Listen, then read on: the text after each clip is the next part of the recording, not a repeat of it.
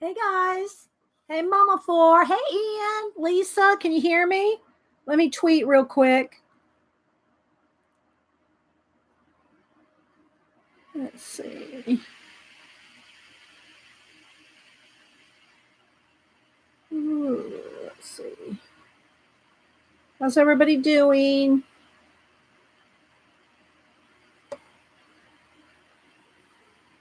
Hey Pacola.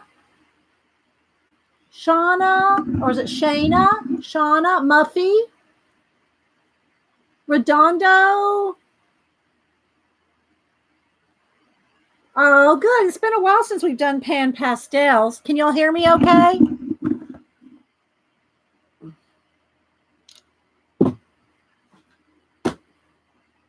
Hey, Kangaroo Babe. Good to have you back again. Diana. Let me move some of this stuff so I can put coffee here. I have to lock the cats out today because I can't have them around the pan pastels. Rosa, good day.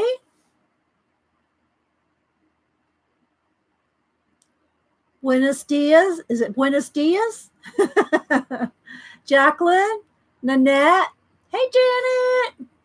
You got your happy mail, Janet, huh? Didn't I tell you would like those little books? Hi, Janice. Tiffany. Oh, well, good. Come out of lurk mode. Good to have you, Tiffany. Karen. Yeah. Let's see. Natalie. Oh, it's just the way we roll, Janet. So, yeah, I'm going to work in Slavic Beauties that Melody sent. And we're going to do pan pastels. Of course, I had to lock the cats out, like I said. So, yeah, I hope everybody's having a good... it's hump day. Wait. Oh, it's hump day, people. Oh, hi, Darla. Trying to think of what else is going on. Hi, Wendy. Natalie, I'm sure I'm missing some people. If you're just joining us for the first time, make sure first that you click live chat at the top of the chat window so you get to see all the chat. If you have it just top chat, you won't see it all. Make sure you're in 720 or 1080p, whichever one your system can handle, so you can get HD. Seem to be lagging. Make sure the little red button next to the live is clicked. What else? Hey, Julie. Yes, I got Zandra's stuff. Yes, I'm going to show it. I got Happy Mail. I got some Happy Mail from Zandra. I got a couple new books. I got some Happy Mail. Hi, Shauna. Shauna won our giveaway on Monday. I'm going to send it priority on Saturday, Shauna. I'm only making myself go to the post office once a week rather than like 4 times a week. So anyway, what else? Let me look at my pictures. Do I have anything new going on? Let's see.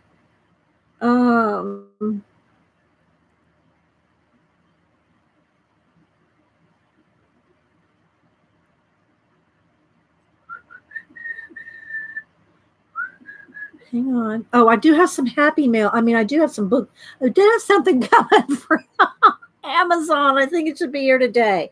But let's see. I have a commission, a portrait commission, and he lets me show his grandkids. This will be the 5th or 6th one that I do. So I got to do this commission. Got a portrait commission. And he doesn't care if he posts his grandkids on Facebook and he lets me do the artwork on here. So I might go ahead. I might do this portrait on a stream. That might be fun. Let's see what else. I was trying to see if there was anything else. cats or something going on.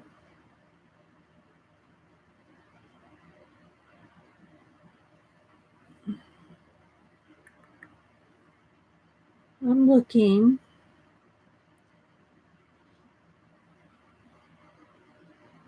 Well, I think I've shown y'all everything going on. So, hi, Cheryl, Marion, Jersey. Hey, how you doing? I need to catch up on some of your videos, Jersey. I haven't watched you in a month of Sundays. Let's see, who else? Robin. Get a sip of juice here. So, yeah, if you're joining us for the first time, my show is officially Monday and Wednesday, 9 a.m., but I usually come on about 8:30, 8:40, somewhere between 8:30, 8:45. Just say hi, check, just talk to people for a few minutes, because once I get started, I try to watch as much chat as I can. Hi, Christine. Hey, Nancy. But, I miss some. Hi, Kenny. Barbara, Karen, I'm trying to get everybody here.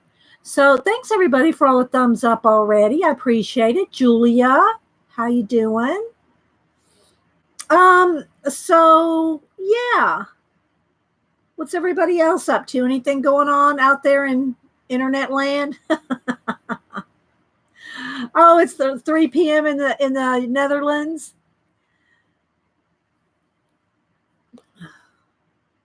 Well, welcome. Hi, Roman. Hi, Christine. Christine, did you get your picture I sent you? Did you get the color book picture that from your book that I sent you? I hope so, because it was like a week, almost 2 weeks ago. Did you get it? Oh, let's see what else. Who else am I missing? You're coloring in Fantasia before work, Roman. Oh, awesome. Oh, good, good. I'm glad you got it. Hope you like it. Oh, let's see. Julia, 18 to 40 in 1840. You mean, is that a time? I'm not sure what 1840. Kazakhstan? Oh my gosh. We just have people from everywhere. Hi, Kayla Kalmink. Oh, well, happy birthday. Hi, Lisa. Oh, congratulations. Lisa's going to be a grandma next Tuesday. I bet. Is it how many? Is this your first, Lisa? Oh, you're welcome. Oh, you're welcome, Christine. You're welcome. Thank you, Julie. My mods are the best. Hi, Lisa. Lisa, I have to tell you, I got this. Where is it? And I'm sure she won't mind. If y'all don't know, Lisa's going through Mama 4. Lisa is going through, I haven't heard any updates, so if she wants to say, that's up to her. But Lisa is going through some health, serious health issues. And Mama 4, I'm sure you won't mind, but I want to send this to Lisa. Lisa loves, she would really love this. So I hope, would it be okay with you, Mama 4, if I sent this to Lisa? I love it too, but I think Lisa would really love it too. So I'm going to send this to her. Oh, it's okay. Okay, good. I think it might just cheer her up. Yeah, it might really cheer our Lisa up. Okay, good. Okay, Lisa, I'm going to send that out to you. I'll send it out Saturday when I send out my happy mail.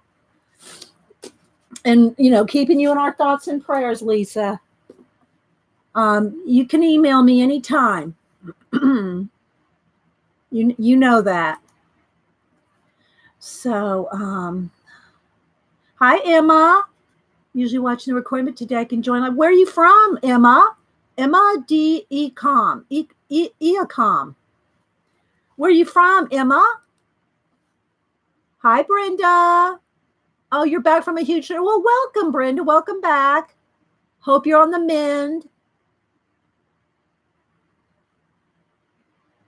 Well, we all, so many of, we all have been doing this for like, going on 10 years.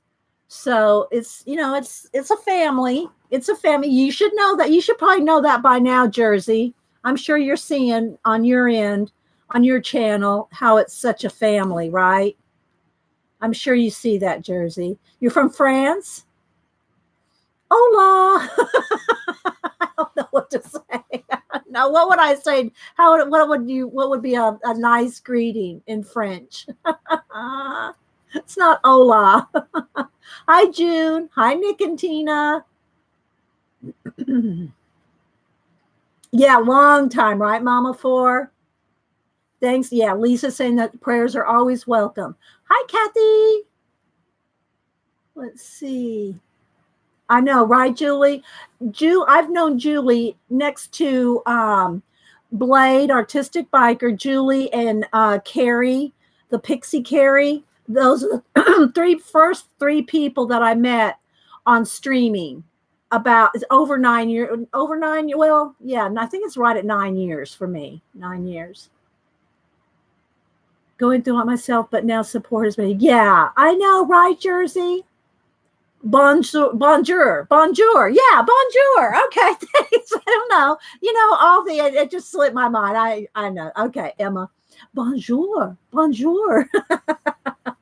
Oh, well, welcome, everybody.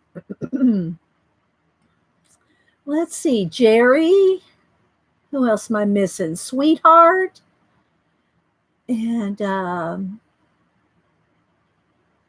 let's see. Karen. I'm sure I'm missing some people. Thanks, everybody, for being here. Melinda. You'll say hi for a couple more minutes, and then I haven't picked a page. I haven't picked colors. I just put this here for a thumbnail. I mean, it does have skin colors in it, but I have all my set of pan pastels here. So I just put that, like I said, I put this here for a thumbnail. I have some Happy Mail to show, a couple books, and before we get started.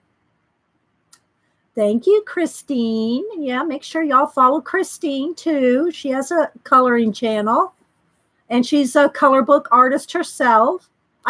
She makes color books. Let's see, Marion. Hi, Kia, Kat, Kathy Geisel, Kathy Geisel, welcome. So thanks, everybody. Thanks, everybody, for coming in on Wednesday. Hump day.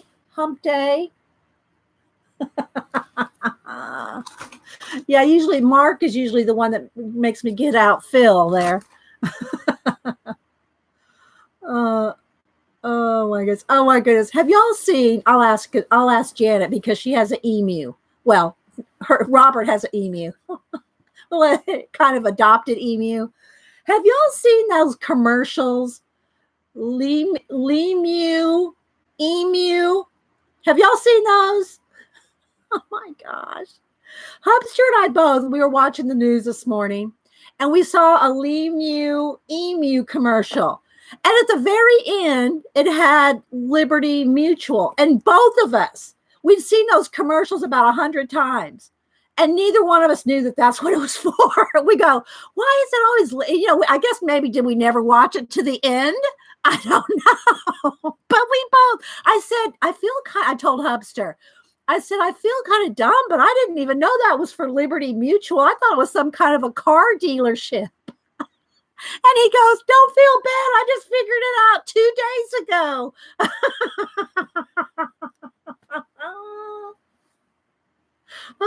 Yeah, exactly.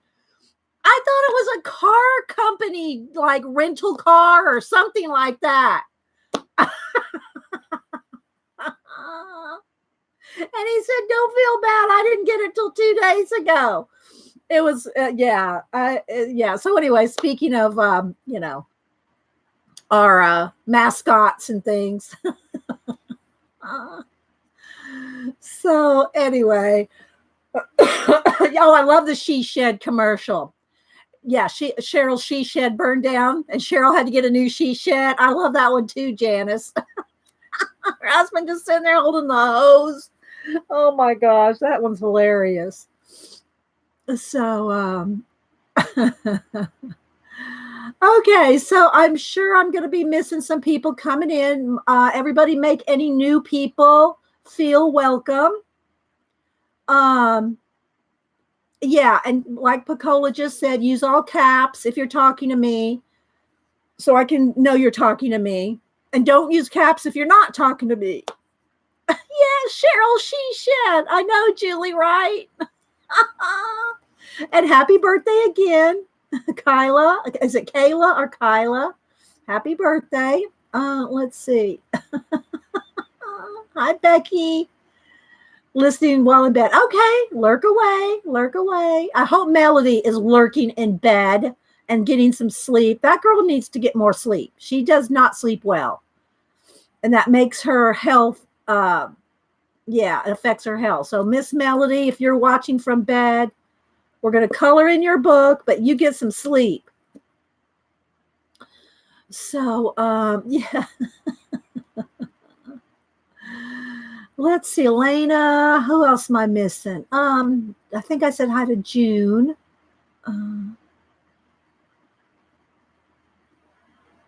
Okay. Hi, Rachel. I'm sure I'm missing people coming in. All right. Well, before we get to coloring, I'm going to show some happy mail. So I'm just going to kind of set this to the side. I do have, here's my little box of pan pastel tools. I'm just going to set this here for now. And I need to get back with the pan pastel people and see if they're ever going to give us a palette made out of this. This is what I use for my palette with the pan pastels, but I need a bigger one. I need a bigger, soft tool sponge palette. But anyway, all right, so I'm going to set that aside for a minute. And I do need to have a baby wipe handy because I will be, getting my hands dirty at every turn here. Hi, Ashley, Wendy. Okay, so I got some happy mail. Let me kind of pile up all my pan pastels. This one's the only one that I have the lid off of for right now. Let's move that over there. I have a towel under my chair because pan pastels can get a little messy, get a little everywhere. Yeah, Bernadette. That's right. Bernadette is the pan pastel owner. She needs. I've messaged her a couple of times, and I've mentioned it on the pan pastel page. But yeah, I don't know that they think that's a priority. But it would be nice. It would be nice. So Bernadette, are listening. Okay, so I placed an order with Xandra, and if Pacola or somebody wants to put Xandra's shop in the chat, that would be nice. But anyway, me and Janet fought over these. Janet and I fought over these. Why am I kind of jerky? Janet and I fought over these on Twitter. Not really. But Xandra said she had one set of these left, and she was telling Janet, Janet, I have one set of these if you want them. Well, I said, well, Janet doesn't want them. I'll take them. I'll buy them. So Janet didn't pipe up quite quick enough, but I did tell Janet she had first dibs on them if she wanted them. But Janet said, no, you go ahead and get them first. I'll get them when, thanks, Janet. Janet just put Xandra's shop in there. So she said she'd wait for Xandra to restock. So these are the Jane Davenport black pen set. So I haven't played with them. I need to play with these, and I might do a little test of the different nibs. There's 10 different nibs, but and then I ordered this. Hang on, I ordered this mask to go along. Well, not to go with the pins, but I just love you know me. I like jellyfish. I draw jellyfish, octopus, and jellyfish. I draw them a lot. So I thought this little mask stencil thing. All's fair in love and craft war. All's fair in love and craft war, Janet. So anyway, I got this stencil, Carabella Studio Art Mask. It's a mask stencil, so I bought this as well. Everything else she just sent me. Now, she did say, Dee Dee, did you get that little cat charm? There's a little cat charm in the box. And I looked through everything, all the papers here, and I said, there's no cat charm. And she said, well, go look in the box. I went out to the garbage, got the box out, and stuck in the very corner was this little tiny cat charm, which I will put on a journal, journal charm. Look how I have autofocus off, so hopefully y'all can see that. And so it's so cute. So I found it. I rescued it. It's a cat rescue out of the trash. So it's so cute. So thank you, Xandra, for that little extra. Now I just have to put it. Let me see where I can put it so I don't. I need to find a little bucket or a little. I don't want to put it in my little. I thought about putting it in my pencil, but I think I might use it. I don't want to throw it away with the pencil shaving. Let me see. Okay, I'll put it right there. I see on the top of mine because I won't be using water today. I'll put it there. Okay. I know, right? And so all this other stuff she threw in here in the order. And look at this paper. Look at the paper. Isn't that so cute?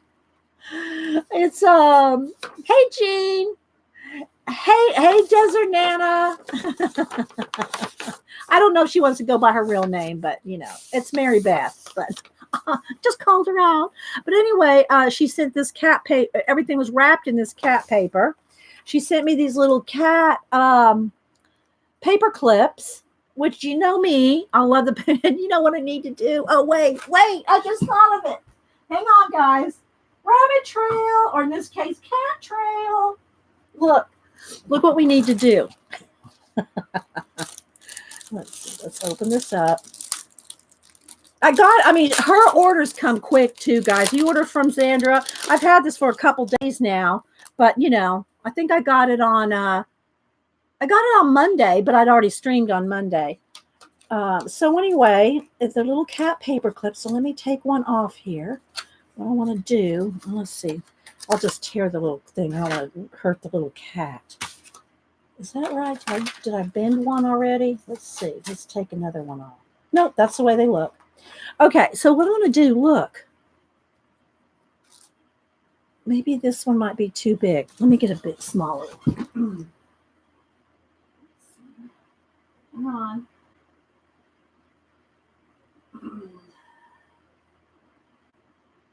There's a little piece of sari silk. So I'll get this one off. Hang on. Oh my goodness. Okay, so I got this little piece of sari silk here. And what we're gonna do is we'll put this on the cat, and look, it'll look like he has wings. Oh, that'll be so cute. Sorry.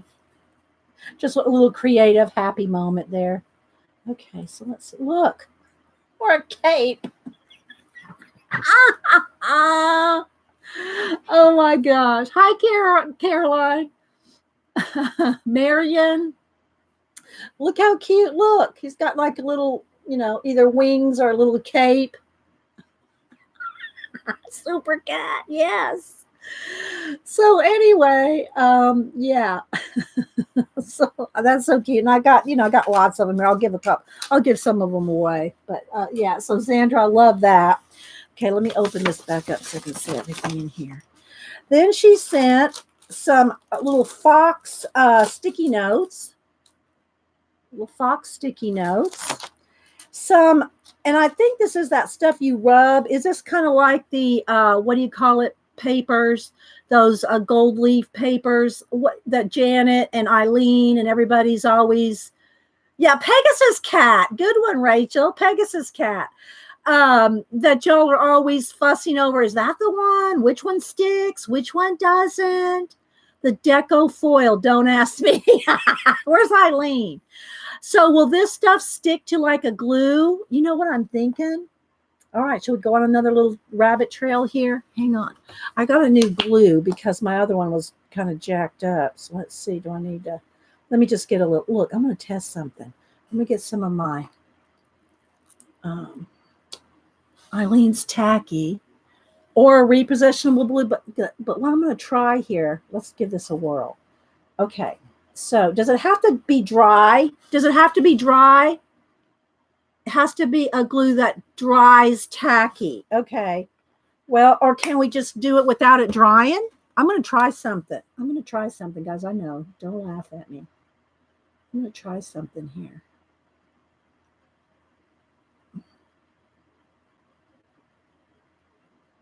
I don't know if it has to be dry, Jean.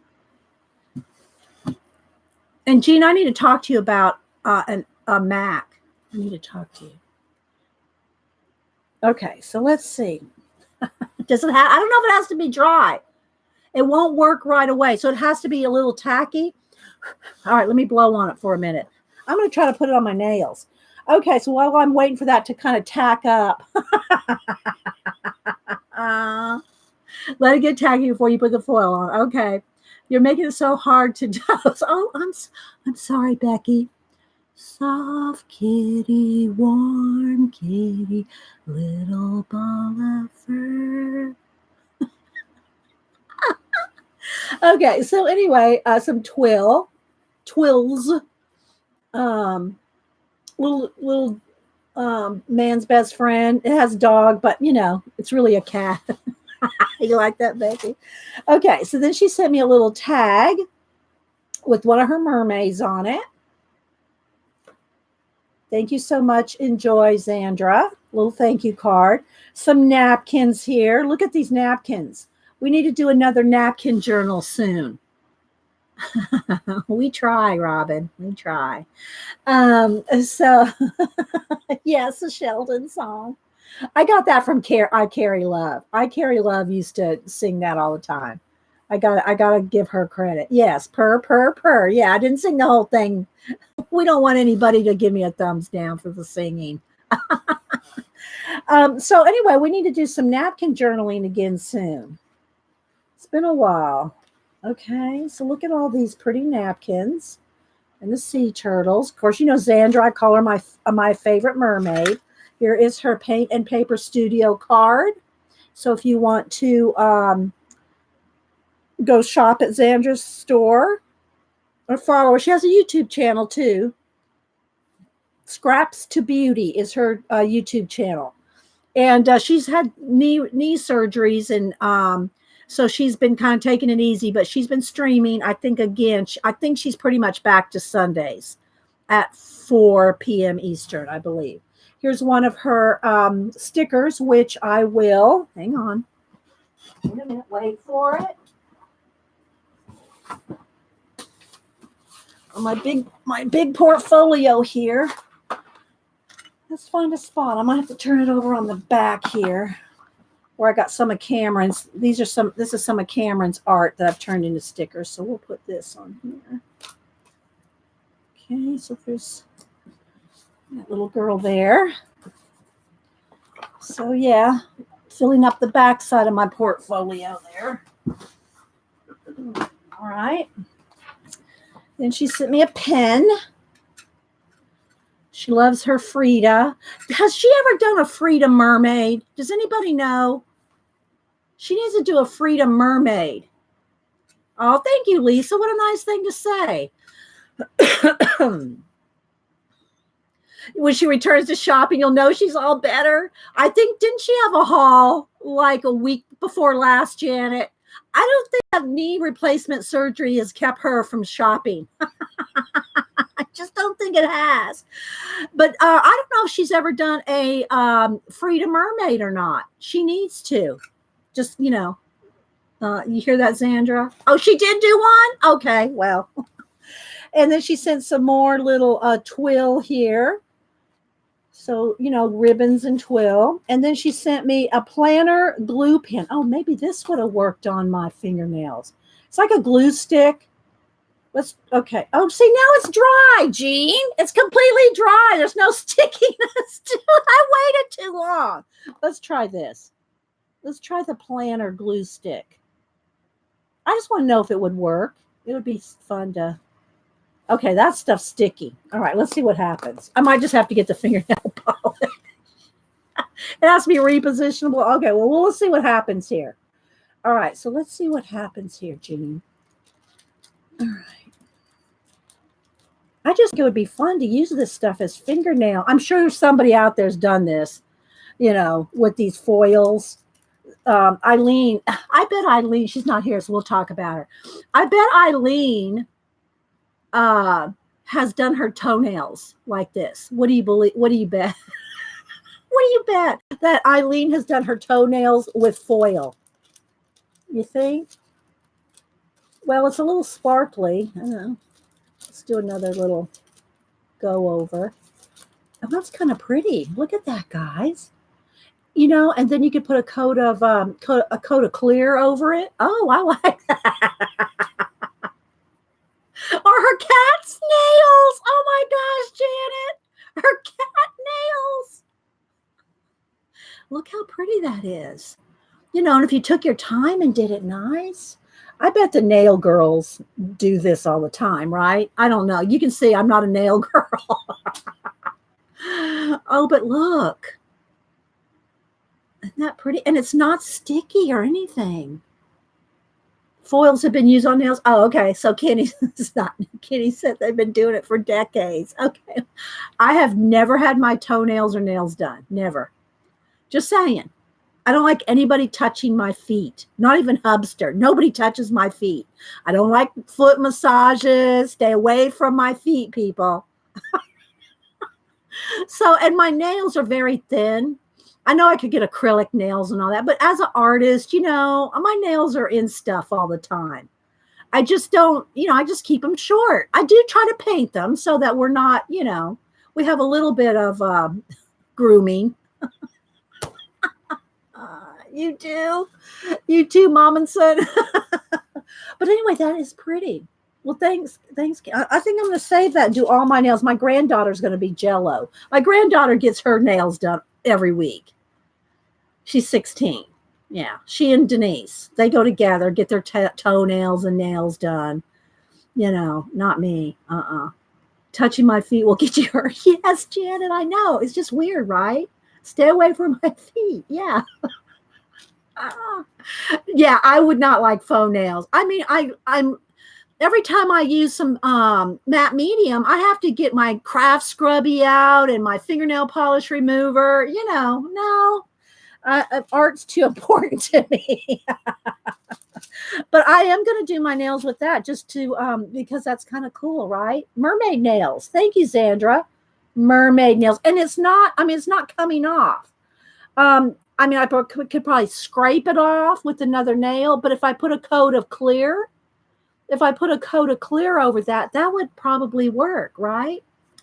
Okay, moving on. So that's what we'll use. We'll use this planner glue pen. I've never seen this before, but that's pretty cool. It's probably like a twistable, So, yeah. Okay. So that's all extra goodies that Zandra sent, and I purchased this and this. So I'm going to check these out real quick. Y'all don't mind, do you? You don't mind me playing a minute? All right, so let's see. Let's put that up there, out of the way. And I have this towel under my chair to protect my carpet. I need to get a thing for my chair in the room. But anyway, from the Pan Pastels. Okay, so let's go ahead and pop these babies out and test them. I'll tell you what size they are. I'm not much one for packaging, but let's see what we got here. Oh, we got a little, we can test it right here. Look, Jane always gives you little tester things, whether it's for the watercolors or, I don't know if a mermaid markers came. Show your plan. Show my plan. What plan, Jean? Which plan? Gene, I don't know what plan you mean. Dee has more pen. Read the first word. Oh, wait. Did I miss something?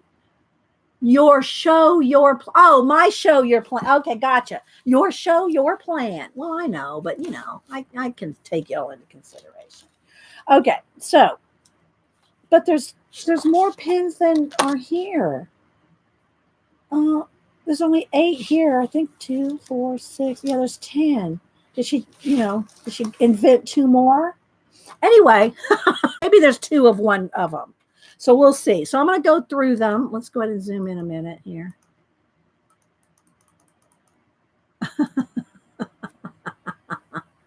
It says they're waterproof. We'll see. But however, y'all know what happened when I got these pins. I'll tell the story real quick. I got these pins at Hobby Lobby. I forget the name of them now. I like them, but they claim to be waterproof. They're kind of an off-brand something. I forget what brand they were, but they claim to be waterproof.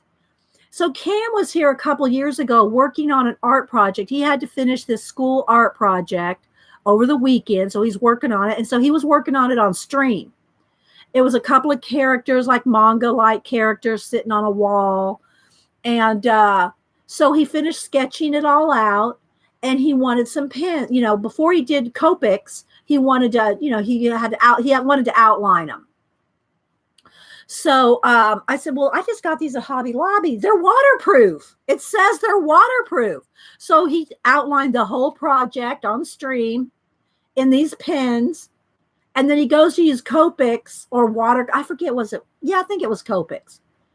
And they were not waterproof. The black smeared. It wasn't like Copic multi-liners. They smeared. And so there are 10 places on this. Oh, okay. I just counted wrong. Okay. Oh, look, there's only 8. Okay. Thanks, guys. I'm half reading chat. You got to remember, guys, I'm paying more attention to you guys than I am to this. So anyway, it ruined his art. It ruined the big, it was big. I can't show you here, but it was probably about maybe 17 by, I don't know, it was 17 plus, right? And I felt so bad. Stop shaking your head at me, Jean. And so I felt so bad. So I had an old light box. My old light box was like 30 years old. No joke. I think I got it in Alaska. It had to be at least 30 years old. It's one of those big, thick ones. All right. It was like this thick, and it was like a 17 by 24, huge, big light box, right? Big, bulky, thick light box. I said, oh, Kim, you can have my light box and redo it so you don't have to redraw it. You could just trace it. And yeah, Christine said the sparkle is affecting my vision. But anyway, so I ended up giving him my big old light box, which, by the way, has never had to have the light bulb never had to be changed in it. That's how good and well made. But then, so since I gave that to him, let me find it here real quick. I'm pretty sure it was Kenny. Hang on, let me get it. I keep it in the box here. No, it was Connie. It was Connie that sent me this. So after I gave that one to Cameron, this is how far light boxes have come, guys. Now remember, it was like 24 by 17. It's huge. This thick, right? And you know how to button on the side, you push the button and held it in until the light came on. So I went from that to this. Look, this is a light box. It's a light pad. So I went to this. That's how far we've come. Yeah, he is a good artist. He is. So anyway, yeah, Connie sent me that because I'd given mine away to. Let me fix this towel. It's driving me crazy every time I roll my chair over it. I just put a towel down the floor when I do pan pastels. So anyway, I ended up giving it to Cam to kind of like make up for the fact that he had to spend another few hours redoing the piece. Oh, okay. So Janet said, quit goofing around and go to these pins. Okay. Yes, ma'am. All right. So let's see. In no particular order. This is the M12. M, like M. I don't know why they're micro. Okay, micro. Okay, it's micro 2, MI. MI2. It looked like M12, but it's micro 2. Finishing line pen, expressive center. Are they different? Yeah. Okay, so the micro 2 is a finishing line pen. Janet just wants me to hurry up and do this so she can find, she wants to order them. Okay, so let's see. Brush 2. No, that's, here we go. All right, so micro 2. Okay, this paper has a little texture to it, just a slight texture. So this tiny pen. Okay, so let me do a line here so Janet can see. All right. I don't know. Do I need to zoom in more? Probably. Or I could just hold it up. I don't know. It's either way. Okay, so that's the micro 2. That's what it's called. Here is Chisel 2. Finishing line pen expressive. Oh, they all say finishing line? No, they don't all say finishing line. All right, here's Chisel 2. Okay, here we go. All right, so let me do a couple different ways. There's this thickness. We can go this way. You can get a lot of different lines with that chisel. So it's a chisel. It's like a slanted calligraphy. Let's see. Okay, so that's Chisel 2. All right, now I'm not paying attention to chat, and you can blame Janet. Hi, Judy. Okay, this is a finishing line pen, brush 3. Brush 3. Let's see if it can do my... Oh, gosh, you can get really thick. This one really bends.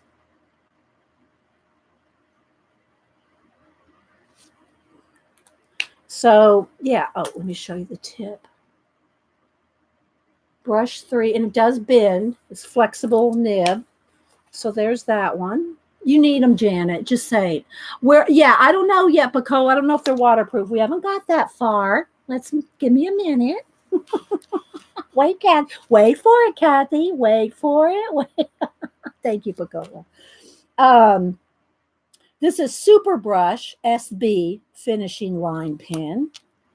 Okay. Oh, so this one's kind of like a thin. You could get really thin lines with this. Oh, Janet, you're gonna need this, girl. Just saying. Let's just see what kind of different lines.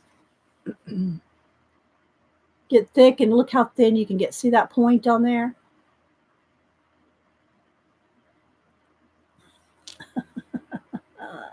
You've already convinced yourself, Janet. Okay. This one is brush 4, and it's kind of a fat nib there, a fat brush nib. Let's see what we can do with this. Oh, yeah, you can get real thin.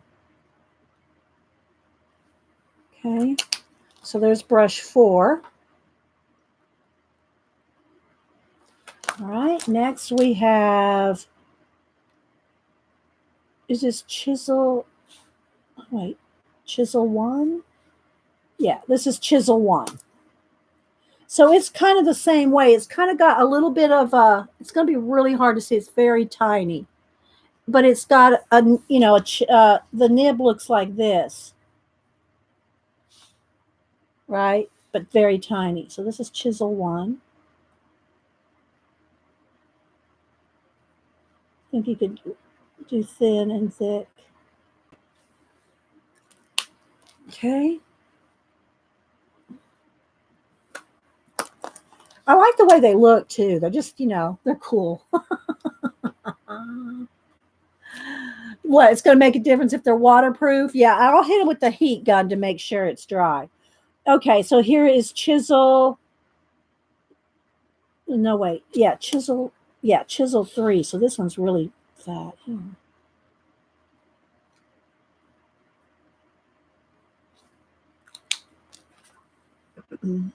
3. This one is Micro 1. Oh, this is really tiny.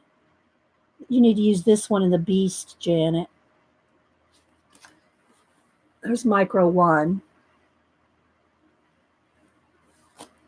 Thanks, guys, for all the thumbs up, by the way. Please see if they bleed through. Well, they probably won't bleed through this. This is pretty heavy. They're not bleeding through this. I'll test it on a piece of copy paper. I'll test it on a piece of copy paper. But that's enough. That's good, Nancy. Good point. Okay, this one is brush 1. This one is almost, I would say, I haven't tested brush 2 yet, but this is close to my, oh, they're in the other room, I think. Close to my Fude, my Touch Fude. But I think brush 2 might be the closest, which is this one. Yeah, it looks like this. Yeah, this is, but somewhere between a 1 and a 2 is like the brush, the Touch Fude. Is it Fude? I'm not sure. Food, the Japanese. So there's 1, 2, and 3, and 4. And then the super brush is that long hairs. Okay. So that's all the different ones. What are they called? They're called Jane Davenport finishing line pins. So I'm assuming she wants you to use these on top of her watercolors and things, right? Let's do a little test with that too. Hang on, let me get a piece. Okay, here. All right, so here I got some, this is just copy paper type, thing. So we'll do a couple of quick tests here. We'll get to the pan pastels pretty soon. Yeah, they are black. All right, let me get a thick one here. Okay, here. Let's get this Chisel 3. And I'm going to do a couple of tests. Let's do it on here. Let's see if it goes through. It does go through. If I held it, look, you can see where I put the most, pressure there. The stop and start, it does bleed through, but this is very thin. So, but I think most pins are going to, where is my Touch? Oh, I think I got another one. Here we go. Let's test this at the same time. This is the Touch. Okay. I get mine at Jet Pins. You can get them in all different colors. See, I got them all different colors. But they're the pins that I've been practicing my, let me just write the word Touch. Practicing my lettering with.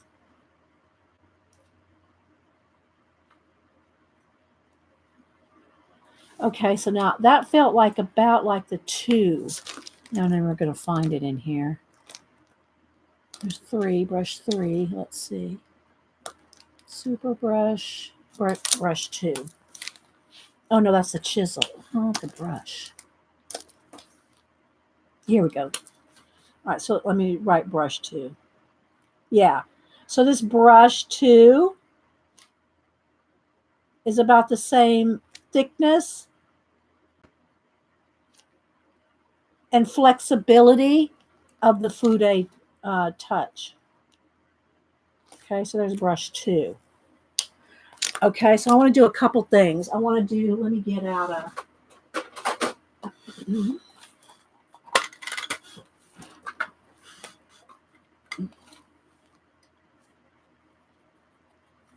I want to do a little test here. I'm going to dry this. Since she's calling them finishing brushes, I want to see what they do on top of watercolor. Yeah, I don't think the Touch is waterproof either. No, I know it's not because I've been using it and you can't get, yeah, it's not. The Touch is not waterproof. So let me dry this. I want to dry everything here with the heat gun. Hang on, guys. I got some more Happy Mail to show y'all. I got something. Janet. Okay. I'm so bad. Oh, thank you, Picola, putting the link in Xandra's shop again. I want to make sure that's really dry. The watercolor. And again, this is just copy paper, right? This is just on copy. This is just on copy. I guess I'll keep them in the thing for a while. As soon as I start using them all the time, though, this ain't happening. They'll all be in a rubber band. Just saying, they'll be in a rubber band. Hi, Mary. Okay. So let's see. Let's go over this with the one of the finishing things. Okay, so it doesn't bleed or feather onto dry watercolor. Let's test the Fude. And it doesn't bleed on that either. But then again, that's dry, so I guess I shouldn't really expect it to bleed. Yes, the description says they're waterproof, so we're going to find out. Okay, so I don't know. I don't think the touch claims to be. But here we go. Let's see what happens. And again, guys, it may depend on the paper. It may depend on the paper. Okay, this is just copy paper. I should test it here too. Let's do both. Here, wait a minute. Okay, so here's the touch. I know the touch isn't. Here's the touch. And then let's go to the Jane. Now let me make sure this is dry too. This is Bristol. Okay, this is Bristol paper here. Because it may make a difference on the paper. All right, so here we go. Touch.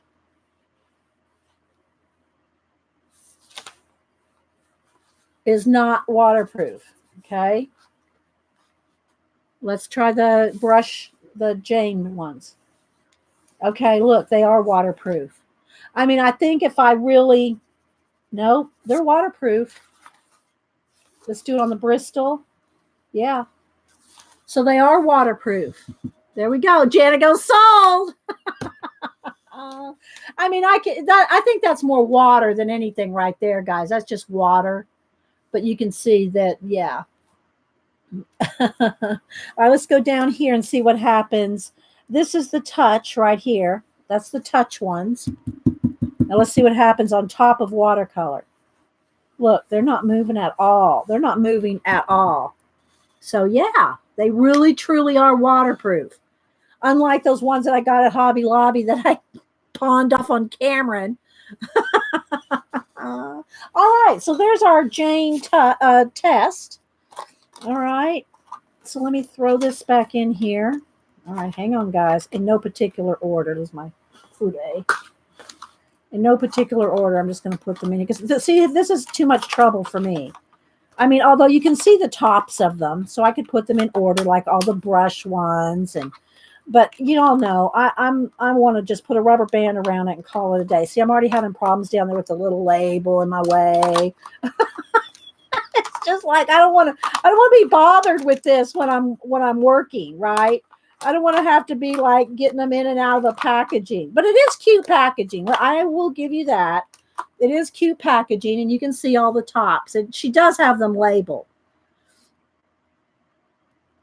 Oh, well, that's true. I didn't test it with the Copic, but I don't think she uses Copics. I mean, her products are watercolors, mermaid markers, but we can test it. We will test it, Jean. But I expect it to probably move with a Copic, right? Let's see.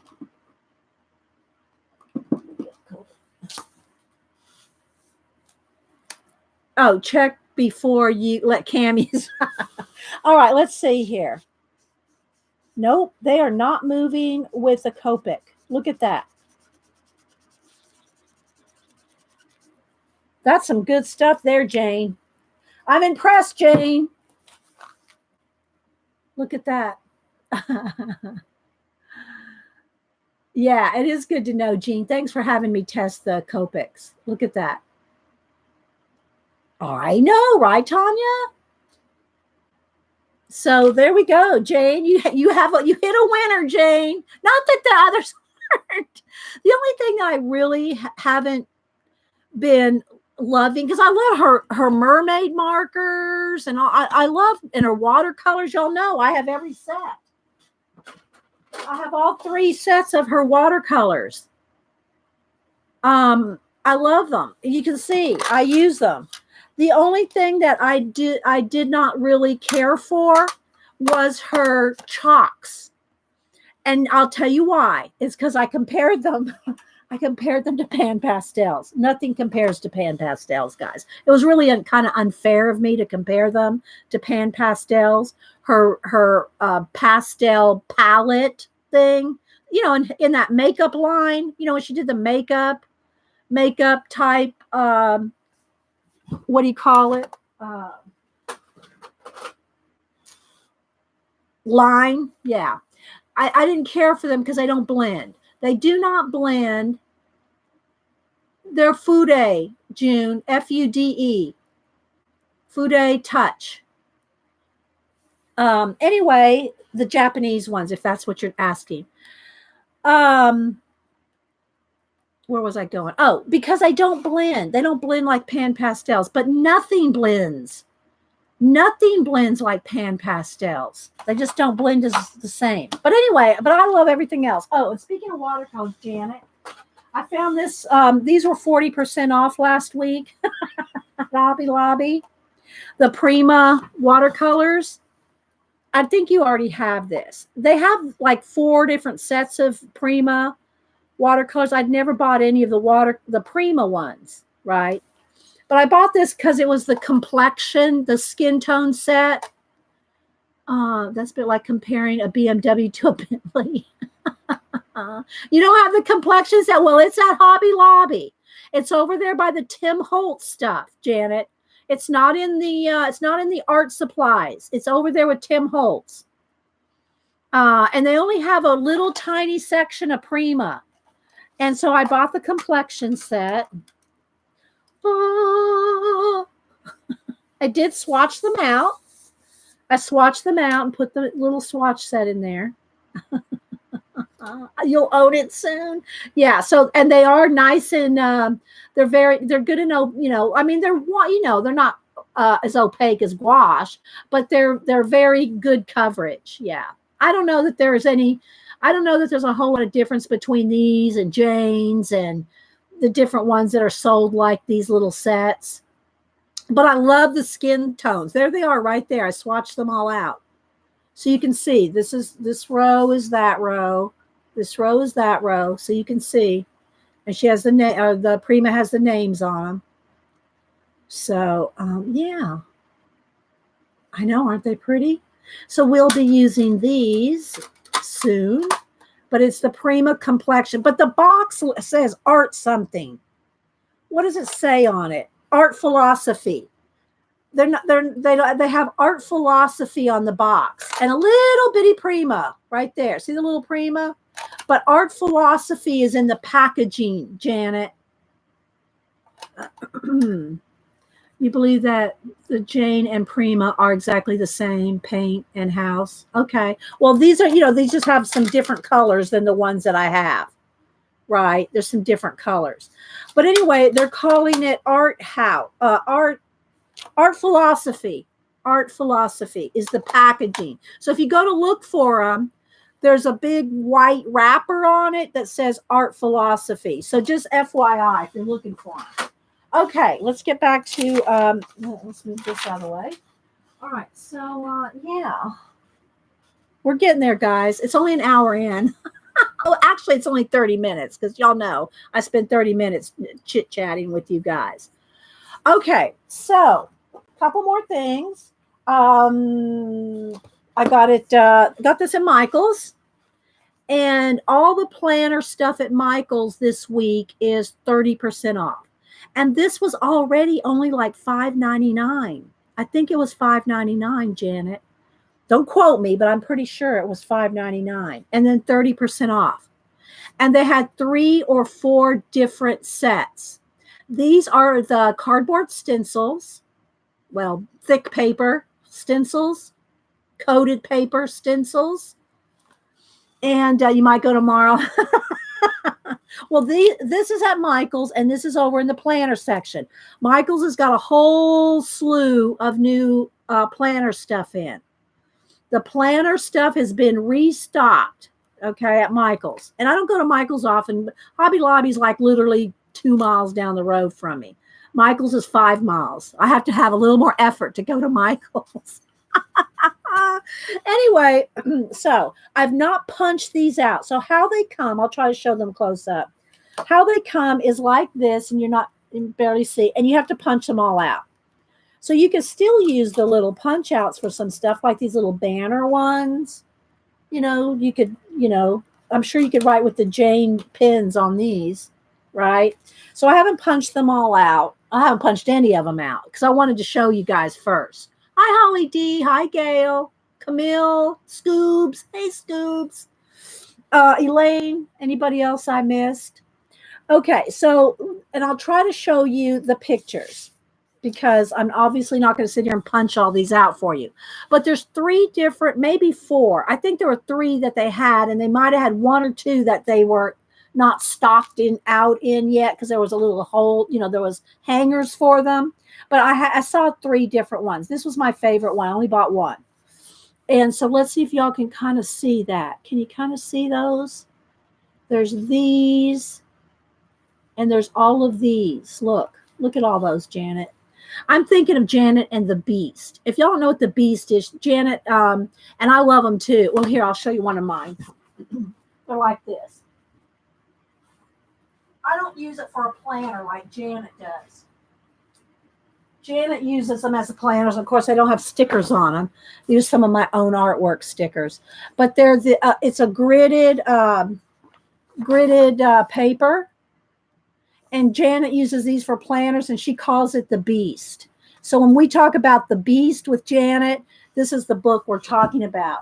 They're the they're the Miguel Ruiz, and you get them at Barnes & Noble, and they're only like $10. Real thick. And they come in red, blue, and black. Those are the only colors I've ever seen, red, blue, and black. So anyway, I was thinking Janet would probably like to know about these because she could use them in her. Let's see. I'm not, can y'all see that at all? I'm not sure if you can. Maybe after I punch them out, I'll show them again. But there's tons of, let's see, they're on a perforation. Let's just take it out of the perf here. And they are the cardboard, guys. They're paid, got to be a little careful with them. See, I just almost ripped that top one there. Okay, so let's see. I'm not going to punch them all out, but because some of them are little, I need my pokey tool. I want you to just see how many are on each one. So this will be perfect planner, stencil, product if you like, tracing them out or using them as like I would use them with the inks or whatever in your tool. Okay, now again, I'm not going to poke all these out, but it has a little wreath here. Goes all the way around. I'll just poke a few out just so you can kind of see. Then over here, there's these little flowers and it's like a little border. You got to, it's a whole border on the side here, but you got to punch them all out. There's a little border that goes all the way down, but you can see some of these this is some of the banner sheet. Here's another little leafy border thing there, and there's a couple of leafy borders here. I'm just not poking all those little bits out. So anyway, is that impressive to you, Janet? These see, and the only ones that I'd want to really keep out of here is like this banner one, and an arrow. I don't want all these little things, just maybe the arrows. I would use the arrows, but I'm not going to use, I won't use this, so this goes in the trash. But these I might use, these 4. But anyway, just want to let y'all know that is available. What else? All right. Couple more things. I did get this, and I got this for the purpose of doing brush lettering on. So we'll do a little test. That cool? So I know, don't judge me. Y'all know how much paper I have. I got gazillions of paper, but this was so pretty that I thought would be, y'all know I'm trying to do my lettering, trying to really work on lettering. Oh, let me back out now a little bit. Okay. This pad, and again, they were 40% off. You know, if I don't use a coupon, I'll wait till it's on sale. So this is the color washed, has a sticker sheet, and then how many sheets? 48 sheets. So I think there's 3 of each. Never have too much beautiful paper. I don't know. Jersey. I've shown my paper before. You know those big tubs? You know those big tubs that are about, let's see, how many feet are they? 2 feet, 2.5 feet long tubs. You know what I'm talking about, right? Those plastic tubs. I have 3 of those with paper standing up like this. Oh, I have 3 of those tubs full of scrapbook paper. I did not need this, but it was so pretty. You know, squirrel. Hi, Linda. Oh, let's see. Okay, so I'm going to show you this. And this came from, I did take the cover off because when I pulled the sticker sheet out, the cover came off. But I don't care because I'm going to take them all apart anyway. Okay, so yeah. So this is the sticker sheet. There's a big hello and smile in white, which that would be really pretty on a colorful paper, on one of these papers. You know, put the white smile or the hello. Anyway, so these are all the stickers. They're so pretty, all watercolory. So that's that. So I'm going to show you. I'm going to flip until we get to the, like I said, I think there's 3. I think there's 3 of each sheet. So I'm just going to flip through just so you can see them all. There's some cut apart cards here. And the best is yet to come. Make ideas happen. Always believe in yourself. Never give up. So, and then they have it looks like little watercolor splashes. You know? So I'm going to flip through them all. They're so pretty. It called my name. I could not leave it. And at my store, this was the last one. So, yeah, this was at Michael's as well. And they're 40% off. And it's still, the sale's still going on. Hi, Patricia. And then here's some more cut aparts. Some little small ones that fit in planner size. And then these are like postcard size. These are the larger ones. But look how it has the gold foils. So pretty. Look. No, I don't think so, Janice. Hang on, we'll look at it. I'll tell you the name. Oh, wait, here's the cover. It is Paper House. Paper House is the brand. Again, I got it at Michael's. I don't know if Paper House is a Michael's brand. Then here's some more card size, 3x4, 4x6. Reminds not to go to Michael's today.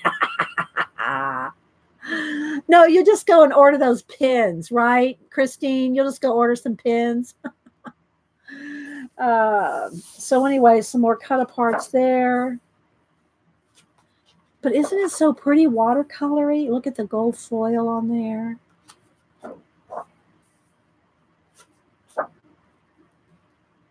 Couldn't resist. I actually haven't bought any paper pads in a while. It's probably been some months. And then, oh no, that's different, I think. Or is that this? Let me see. Let's go back. Yeah, that's now. Oh, wait. Yeah, now it repeats. So there's 3 of each thing. There's 3 pages of the cut aparts, 3 of each sheet. Oh, okay. The pins are out of stock. Well, we need to, get with Jane. Tell her to get crack-a-lacking. Get some more out there. Oh my gosh. So anyway, I really thought that this was very pretty. Stickers, and that's what the cover looks like if you look for it. Okay, let's move my squeaky chair back here. Let's see. Let's put this up here. Try to keep everything out of my way. All right. One more thing to show.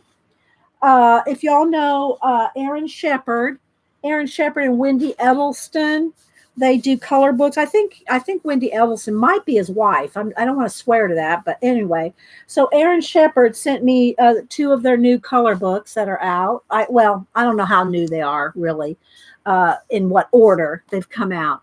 But, they did the Baker's Dozen, the Christmas one. There's pictures in the back. Hubster and I colored in. Here it is. Hubster and I colored in Amazing Grays. We colored in that one together on a stream. I have Baker's Dozen, Skeeter and the Weasels. I sent that one to Miss Vicky B for her daughter, who she did an unboxing of it on her show. Or maybe it was on Instagram. I think she put it on IG. Her daughter opening this and getting so excited. That was so cute. So if you watch this, Miss Vicky. So anyway, I sent that one to Miss Vicky. So here's the Sea King's Daughter and the Quackling. So these are the two. They're both amazing artists. Yes, Christine. Yes, they are. So anyway, I'm going to show you. I'm going to do a quick flip of these. I'm not going to color in these today, but I'm going to put them on my to-do. I've got about 6 color books here that I've not colored in yet. I try to do at least one page before I move on to another one, but they're kind of piled up. And so, yeah. But anyway, so this is the Sea King's Daughter. And what's nice about this, let me say what it says here. So this is 2019, original picture book, 1997 by Aaron, illustrations 1997 by Gennady. This one is Gennady Spirian. First published they're published as books, right? As regular reading books, and they've turned them into color books. All pages may be freely copied for personal use. Colored pages may be shared, gifted, or sold as pieces of original art. Book reviewers may show uncolored pages at reduced size. So they're real generous about letting you show them, color them, copy them, and all. But, obviously you cannot, don't try to publish a page like this and, sell it. Like, you know what I mean? You can show your colored work and sell it. So anyway, I'm going to show you the book here. So coloring by your name and your date. Let me just read one of these. Why choose this coloring storybook? Adapted from a children's picture book with a lovely Russian legend, retold by award-winning children's author Aaron Shepard, and 16 pages of art for coloring by the legendary Russian-American children's illustrator Gennady, or it could be Gennady Spirian, Spirin. For stunning results, pictures are all in grayscale, but grayscale with a difference. Much of the gray has been removed to reduce the risk of muddiness and allow more natural flesh tones, while deepest blacks have been preserved to provide full contrast. Pictures for coloring are framed with black for cleaner edges and dramatic presentation. High-quality paper, pure white for maximum brightness, contrast, and color fidelity, with smooth matte coating to reduce bleed and feathering and to consume less of your coloring media.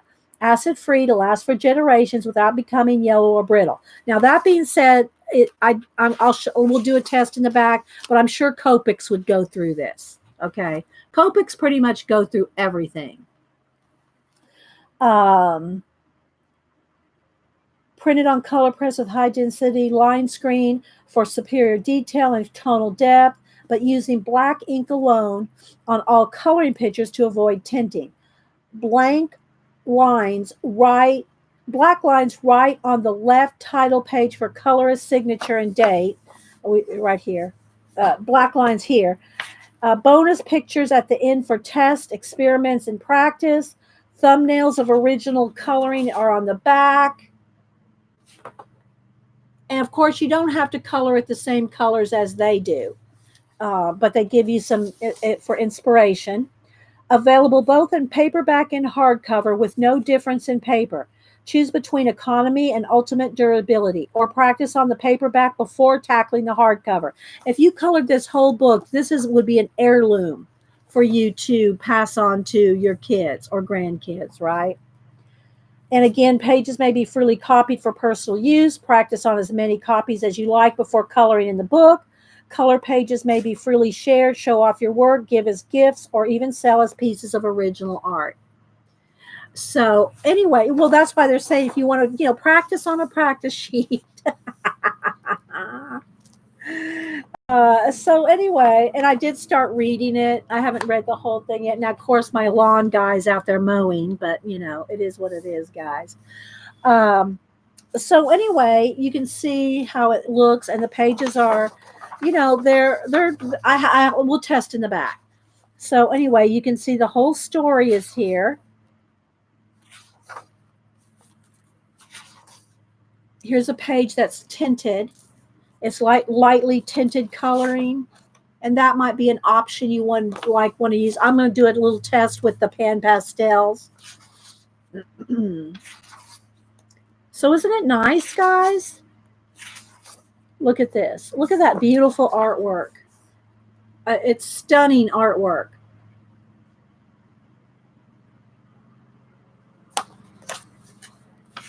You've been curious about these, Camille? Yeah.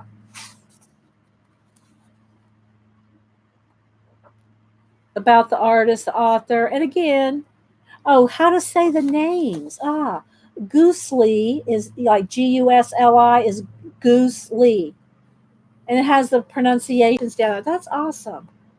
I will be, I'll do another flip and talk about it and everything when I go to color in this one. Happy hump day, Laura. And so here's some samples. And again, here in the back, let's go to the back here. This one is a test page. This is in the book itself. So this is a test page. So let's just quickly, and then I'm going to show the goose one here too. I'm going to just get a, let's see, I need a paper towel. I clean my tools off on a paper towel.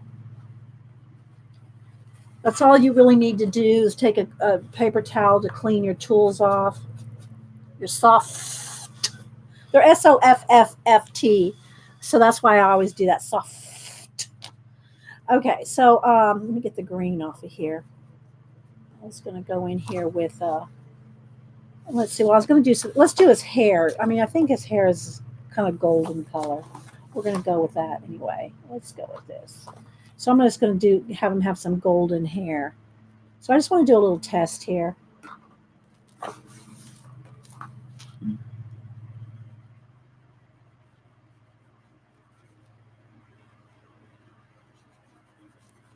So this is perfect for a pan pastel page.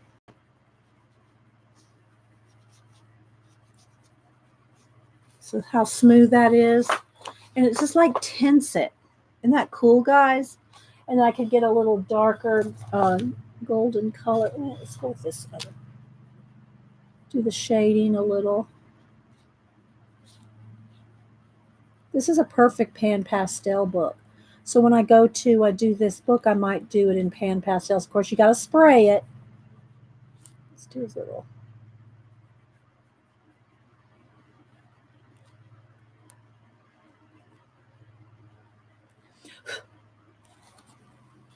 Oh, let's do his eyebrow too. How's that look? Isn't that pretty, guys? I know, right, Diane? And see, you can still see the shading underneath the grayscale. Yes, got to try your pan pastels on grayscale. Yes, we've done a few. Okay, so anyway, we'll be doing that. Now, I did want to test the Copics because I'm sure they're going to go through. I think we've done it before on these. We've tested Copics on these shepherd books. Okay, let's go down here on the green. Here, let's just do a little. And this grass down here.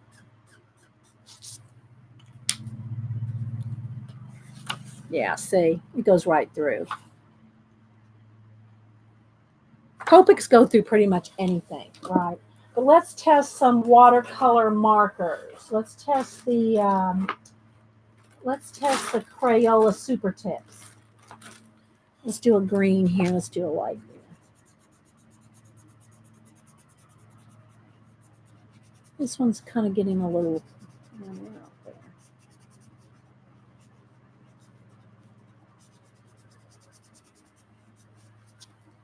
And so you can still see the grayscale. I don't know how much the green showing. Maybe I should get a darker green. Let's get a little bit darker green.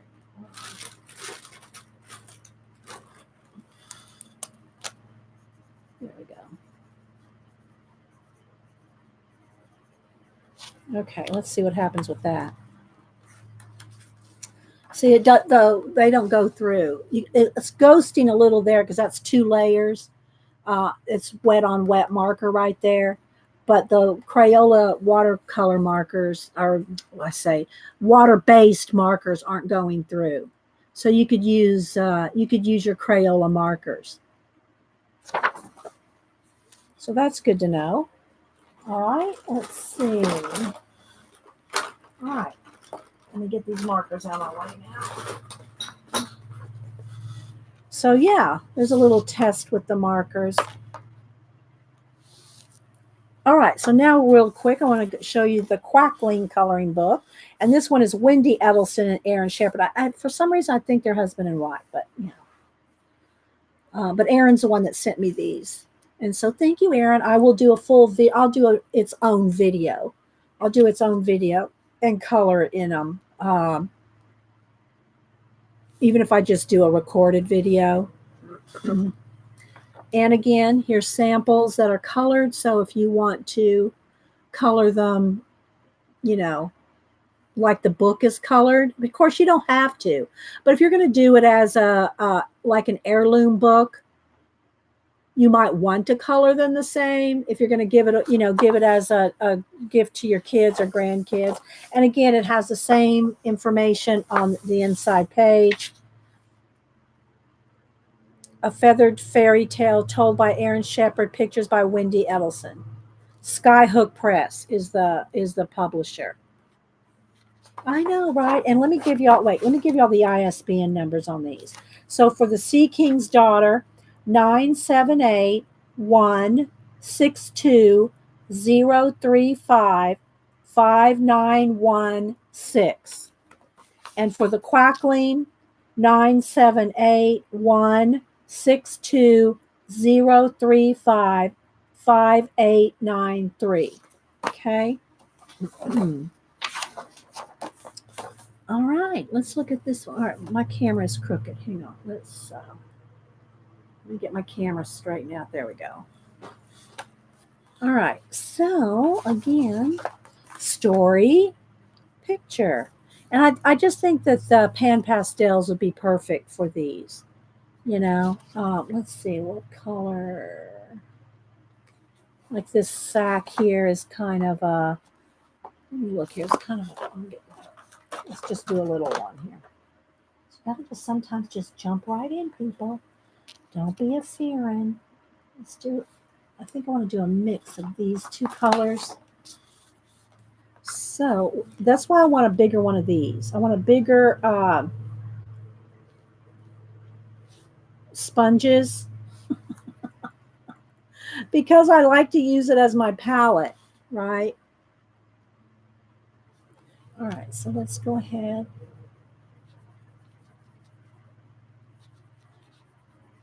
I'm going to put a very light coat because I don't want to go down and spray this right now. And it's going to get on that side if I don't. If I don't, fixative it. So we'll just kind of keep it light.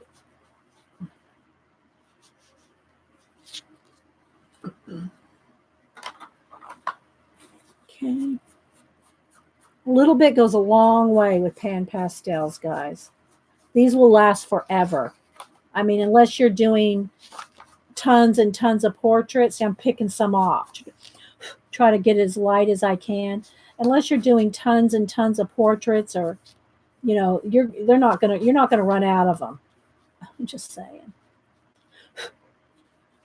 Okay, So let's hold that up so you can see. You can still see the gray, and that's just with one coat. Then you can go back in. You can go back in with your pencils and do more shading. Here, let me show you it real quick. Let's get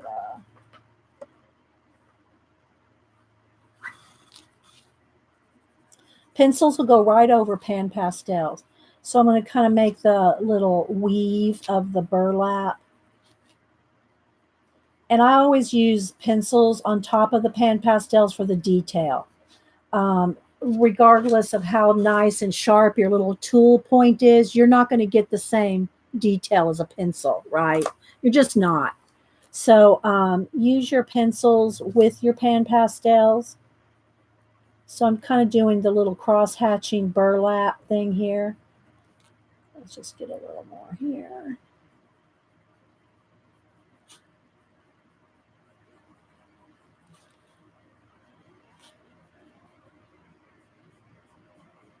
And I know I'm behind on the chat, so yeah, you have to use pencil really if you want detail. I mean, if you really want to see some awesome pan pastel work, go on Facebook and follow the pan pastel Facebook page or whatever group if you want to see some awesome pan pastels. I mean, like that's what they do. And I'm talking about not color booking. I'm talking about just doing pan pastels. I've done a couple cats and let me see if I can pull them up because I gave them away. You know, I did them as samples. Let me go to my IG because I think that's where the best place to see them. Oh, why is IG slow to load some days? I don't know. Everything else loads really quick. Let me read chat while I'm looking. Hi, Lady Jan. I'm scrolling.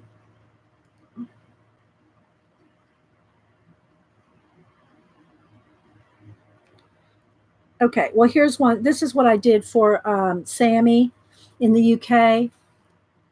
That's her little pet dog right there. And that's all with pan pastels. There's a video.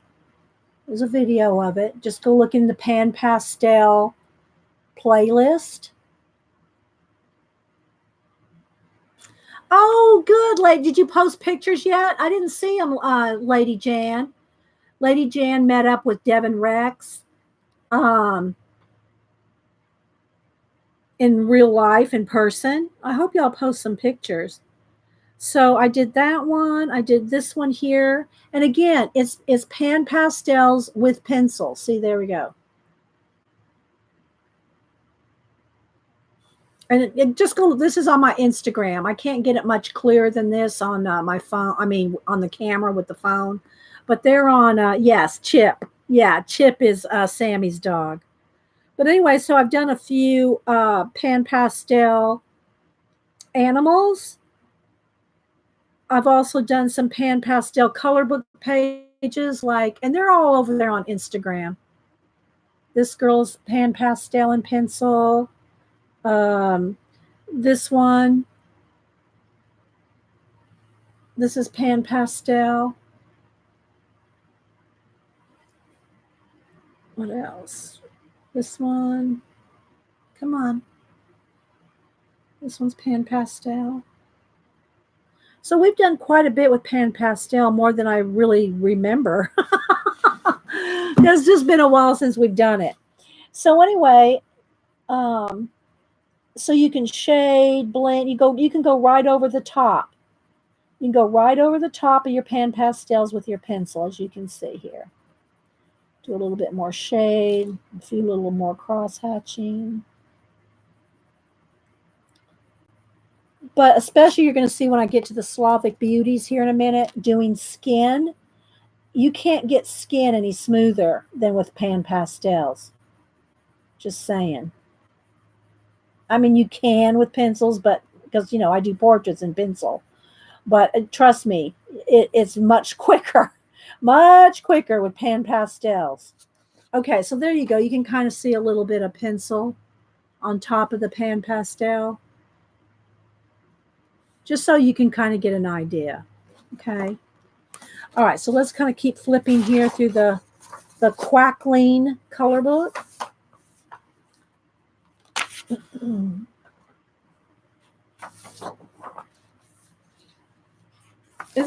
it awesome? And just to, do it in pencil or pan pastel, or you could do a base with some water, the super tip markers, water, Crayola markers. So now I'm wanting to read the story. I got to keep flipping. I wanted to sit here and read the whole thing. Okay, so like his jacket is purple. So if you did that with pan pastel, all that's going to look like velvet. It's going to look like velvet with pan pastels. And then here's the sample page they give you. And here's some of the colored pages. I know, isn't it, Camille? It's darling. I know, Cheryl, right? So those are Wendy Edelson and Aaron Shepard. You can follow them both. They're on IG. So when I color pages out of their books, I always tag them. I love promoting artists and their work and their color books. So if I post a picture of the piece I did, I try to post a picture of the color book too. Here's the Sea King's Daughter again, Gennady Spirian and Aaron Shepard. So thank you so much, Aaron, for sending me these. That was just a nice surprise as I blew. So we will color in these and I'll do its own video. Okay, now we're going to go into Slavic Beauties, and hopefully our Miss Melody is sleeping by now. She's like 10, 12 hours ahead of us, guys. And she needs her rest. Okay, so we're going to work in this with pan pastels and pencil. We'll see how far we get in a couple hours. Yes, I try to be, Christine. I do, because I love to promote. I love to promote artists and their work. It's just one of my things I like to do. All right, let me move this little box here that's put in a shadow. Here's my tools, and what I have in my tools. I have the little flat sponge, which I use as a palette.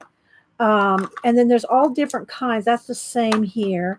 This is the point. Let me show you I think there's 4 different kinds. So these are the 4 different types of handled tools that there are. And when you take them off, I'll go ahead and put a fresh one on here. When you take them off, see, it's the shape. It's the shape of the sponge. And I have multiples of them here. Now, and you can order these separately. You do need to be real careful with these pointy ones, though. These are they're the most delicate of the ones and the easiest ones to tear. So I always say put it on like you're putting on a sock on a baby, very gently. Put it like very gently, because they will tear. And I've done it on the show many times. I'm pulling and tugging on it, and it tears. It rips. You have to be gentle. Now, once they're on here, they're not coming off, right? But you just got to put them on very carefully so you don't rip them. Okay. So there we go. So these are the different, and they last a decent amount of time. You could get a couple of color book pages out of each one. But if you use that pastel matte paper, which a lot of pastel artists love, somebody sent me a sample of one, a couple people, I think, and it's very rough on the tools. It will tear these tools up almost immediately. It just really quick, they tear up these tools. So if you're going to use the pastel matte paper, I would try to at least base coat your initial basing and stuff with something, not the soft tools, not the soft tools.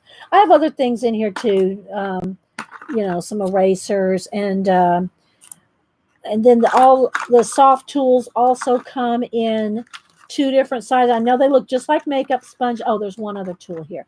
They look like makeup sponges, but they're not the same. This is not the same stuff that makeup sponges are made out of. I've tested them, and there's videos on it. It's just not the same. The pan pastel people and their spongy material have got some kind of secret sauce. Okay. And then this tool, I use this tool a lot too. It has little replaceable tips. Okay. And so you only have to buy one of these handles. See, it's SOFFT. And so you can just replace that, so you have a wooden handle. So if you don't want to, get down there with sometimes you need this little get right down in there with it. But so these are the tools. And then again, you can buy them in packs and replacements. And then I've got here's my electric erasers. They're battery erasers really. But, and I have two different kinds. And this one you can use the regular eraser or the tiny eraser here. So let me get the little tip in there. There we go. This one comes with a little housing so that you can put the small little tip in there.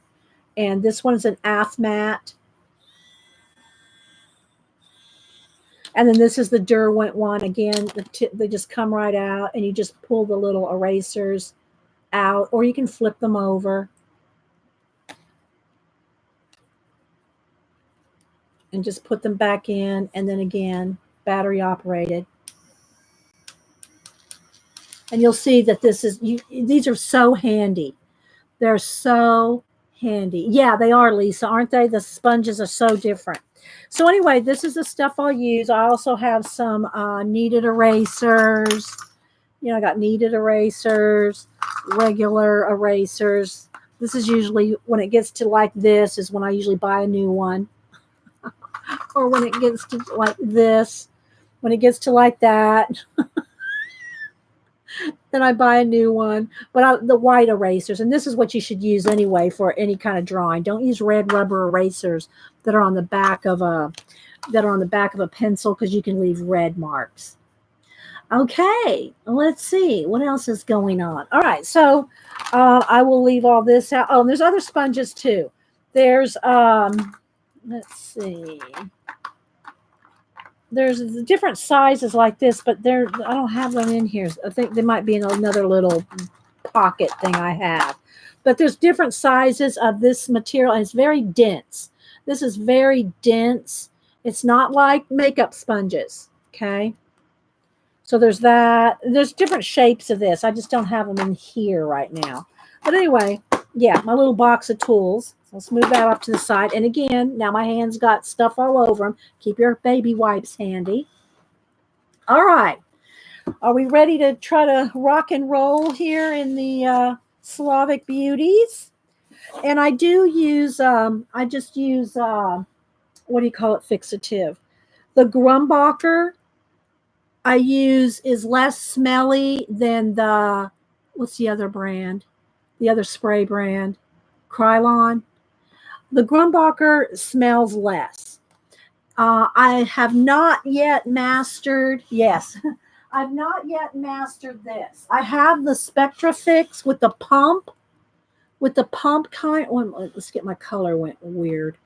With the pump, but I can't get this down pat. And if you don't do it right, you can get splatters. This is supposed to be the best stuff. If it was in a spray, if it was in an aerosol, I would love this. But I can't get used to the pump thing. But anyway, I have that too. So there we go. Yeah, Slavic Beauties, yes. It's Wednesday. Okay, bye, Scoops. Thank you for coming in. Have fun. Have fun with Mom. Hi, Danny girl. Rochelle, I know I'm missing people. Thanks, everybody. I've not picked a page yet. Not picked a page. We're going to pick a page together. And, of course, I will zoom in. I just want to do make sure. Let's see. Are we a little, I don't know, we're a little fuzzy? Is it a little too light? It might be a little light now, but I think when we start, it won't be. Once we get some color in here. Dee, no, you don't want to use the spray bottle that fixative comes in. You have to put it in a different spray bottle. What different spray bottle? No, I don't have any airbrush tools. Don't make me do something else. Don't make me do a new tool. Oh, we barely have time to do what we do. But anyway, if there's a different kind of bottle, I would like to know that, Gail. Yeah. You put it, is there an aerosol that you put it in? Okay. Thank you, Gail. Okay. Yeah, because the stuff is supposed to be awesome, right?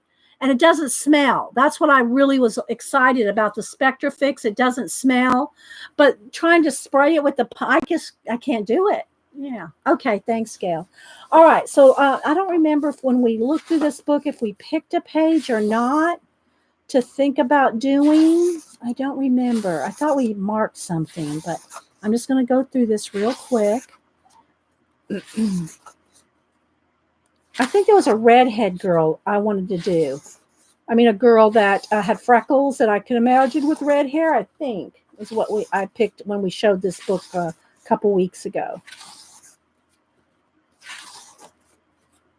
So I'm just going to do a quick flip through here. I love this border, you know. That's so, I don't know. I just like that. You can buy a continuous spray bottle on Amazon. Okay, thanks, Jean. Maybe that's what Gail's talking about. Let's go ahead and zoom in at least a couple here. And this line art is very pale, which is good because the line, you know, it's easy to do a more realistic look. I really like her. Yeah, I think this was, no, this is just the card I stuck in there. I was thinking it was her we wanted to do, but she's so cute too. Thoughtful. I like her. I'm holding my hand on that one. I like the Archeress. I like them all, really. But I thought there was one, for some reason, I was thinking there was one in here that could be a redhead with freckles. I mean, you could make any of them redhead and freckles, but I just thought there was one that kind of already reminded me of a redhead with freckles. I don't know. I'm not finding it. But I think we're going to go with her. We can make her a redhead. I like her, don't you? And there's some little apples here. We can have green eyes, green apples, red hair, and I can put freckles on her. Does this look too flashed out, guys? Maybe when we start working on it, it won't be quite. I'll turn it down just a little. Is that a little better? There we go. Okay. I'm going to stick my little card in the back. I think we're going to roll with this. All right. No plans. We're going to wing it like we always do here. And by the way, speaking of winging it, I had so much fun doing Yorkshire on Monday. I'm going to do that more often. I loved just randomly sketching your town, you know, picking a town in the world. And I say town, you know, it's a whole province, you know, but picking an area where somebody lives. I'm just calling it your town for convenience. It could be a city. It could be a hamlet. Could be a, you know, province, whatever. But it was so much fun just to have, because there were so many people from Yorkshire here on Monday that were able to call out different things from their town. It was so fun. Wasn't it fun, Kat? So I want to do more like it. Yes, I want to. Now, let's just be honest. The art, you know, I'm doing it on the fly. I'm sketching on the fly. It's not going to be like a full-on, you know, commission or anything like that. It's sketching. It's sketching out, you know, live, looking up something on, you know, Google Images, just looking up some stuff just to get the reference and sketching it, and no compositions planned out. We're just throwing it in a sketchbook. But it's so fun just to talk and chat and discuss the town and the places. Yeah, and yeah, that's what was fun about it, right, Kathy? And just discuss the places and what the things meant. And Ian was just like there. Ian's there. Ian was so full of information about Yorkshire. on Monday. It was so fun. I had so much fun with that. So we will be doing that again, guys. Yeah, Mondays are a good time to do it. Yeah. So yeah, I just gotta say, you don't know how much fun I had with that. Okay, so I'm going to go ahead and start. And again, I just have, this is the only one I have the lids off of, but which happens to have some green in here. So I'm going to pick these two greens. Let me put this back for a minute. Let me show you this. If you buy them by the trays like this, these are all the same shade and tint. These are all the same. These are all the same. These. So for instance, this one right here is permanent red. This is the true permanent red. Here it is with white, the tint. This is the same color with white. This is the same color with black, and this is the same color with more black. Okay, so this is permanent red. This is permanent red tint, permanent red shade, and permanent red extra dark shade. So these are all the same colors in a row. So when you buy them, if you buy the sets like this, sorry guys, they're my yard guys out there, working. Let me go ahead and take the lids off here. So here's the next one. So again, everything, and I keep them in the right colors, right? You can also get them in individuals like this, and you can buy the trays and put them in. Here's some of the sparkle set. And I gotta say, I took my black, which I use a lot, the black sparkle, has a little sparkle in it, and I took it out and put the lid on it, and I cannot find it. It's in here somewhere. But I took the black sparkle, what's it called again? Blender. Yeah, I think it's the blender, black blender. And I took it out and put one of the screw lids on, and I cannot find that baby. I cannot find it anywhere. But anyway, so there's different ways you can buy them, and you can buy them individually. You can buy them individually like at Blick, the black pearl blender. Yeah, Jean, thank you. And I took it out, screwed on the lid. I don't know what I did with it. I thought maybe, was it in here? I think I have another little box somewhere. I think I found it. Hang on. Let me get under here. Hang on. Here we go.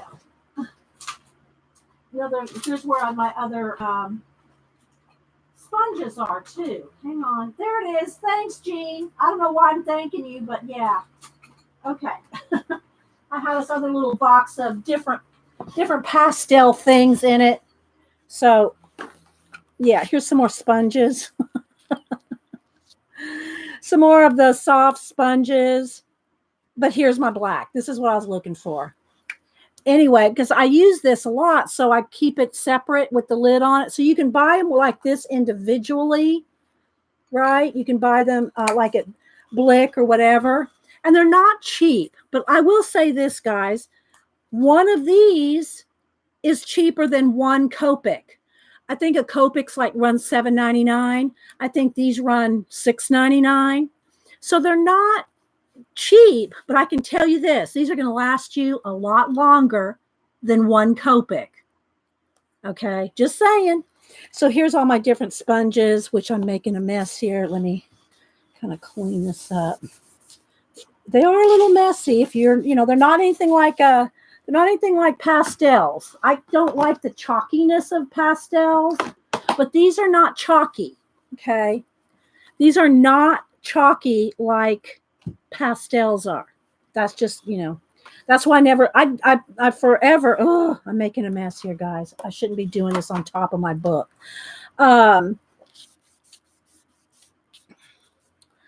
I forever put off, thinking about pan pastels because I thought they would be chalky. Now, see, I'm making a mess here. But they're not dry and chalky like pastels. Okay, so anyway, let me go back to what I was saying here about each row. Each row, when you buy them in the full set, like this is the full set, has them broken out with the tints, the tints, the true color, the shade, and then the extra dark shade. Okay, and it's like that with every one. Okay, the tint, the color, the shade, the extra dark shade. So each row here is the same color. This is the color of all these. Same thing for all those, right? Okay. Color scheme is calling you. So I'm going to pull out these two greens here for now because I see, look, I'm making a mess. Oh, that's okay. I'm going to paint the border anyway, so that's not really going to be too much of an issue. But you do need to keep baby wipes and keep your hands clean. Okay. All right. Let's go ahead and start on here. I'm going to start with just a clean, soft tool. All right. Do I need to zoom in? Yeah, maybe. Well, I won't zoom in yet until I get the base done. Then when I start doing details, maybe one.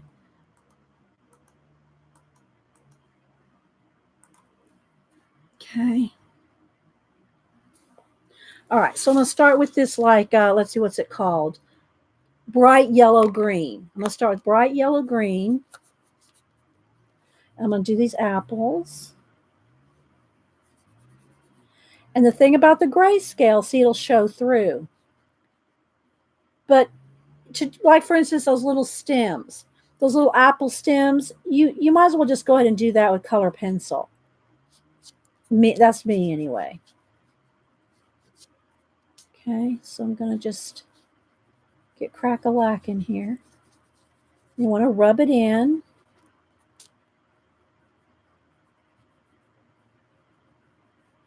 See how quick that was? You know, just doing one coat of color pencil like that. I know, right, Andrea? Would have taken, you know, much longer than that, right? Okay, same thing for her eyes.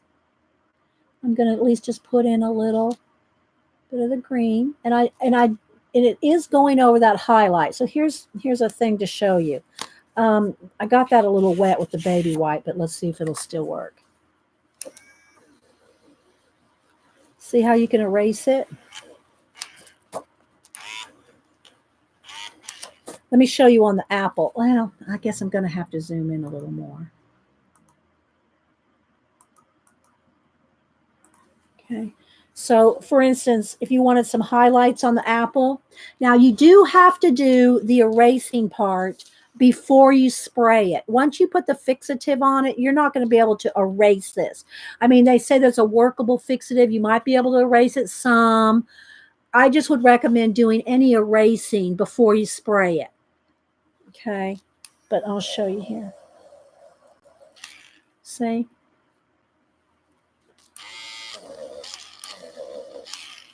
So you can pick your highlights out. Yep, it's a Granny Smith apple. Yep, Julie. Yeah, they're not cheap, Kathy. Yeah, but again, you know, you're going to have, I would recommend getting a couple of colors at, you know, just buying a couple of colors, see if you like it. Buy you a soft tool, you know, probably would recommend maybe this one because it has, you know, you can just pull this out. But if you want a nice pointy tool, this is the pointiest one that there is. I would recommend getting a couple and just seeing if you like it. See if you like working with them, okay, before you go out and buy a lot of them. And they have different sets. They have a portrait set. They have a landscape set. Just go and look on their site. Go look on Pan Pastels. Or I think Blick has some write-ups on them. Again, you could go to the Pan Pastel group on Facebook, and they're all the last. You can ask questions over there. But when you consider that one of the, you will never run out of this unless you are just like doing huge canvases of landscape with green in it. You know, you're not going to run out of this. And it's like runs about, like I said, $6.99 maybe, whereas one Copic is $7.99. Now, of course, if you buy, you know, 300 of them, you're getting them a little cheaper too. Same thing if you buy these in a set, they're cheaper, right? But just talking about individually the prices of them. So as far as like a product that is going to be long-term budget friendly, you're not going to run out of them. Okay, so now I'm going to go in here with the shade here, and I'm going to just put in a little bit of that. And again, more detail can be put in with pencil. Let's put a little.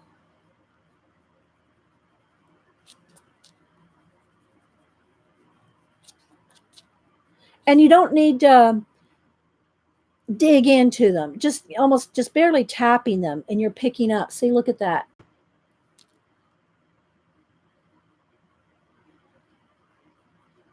I think I need to go down there. Let me go run get some coffee, guys, and pay my guy for the yard. Okay, give me just a minute because I don't want to have to make him wait. I'll be right back.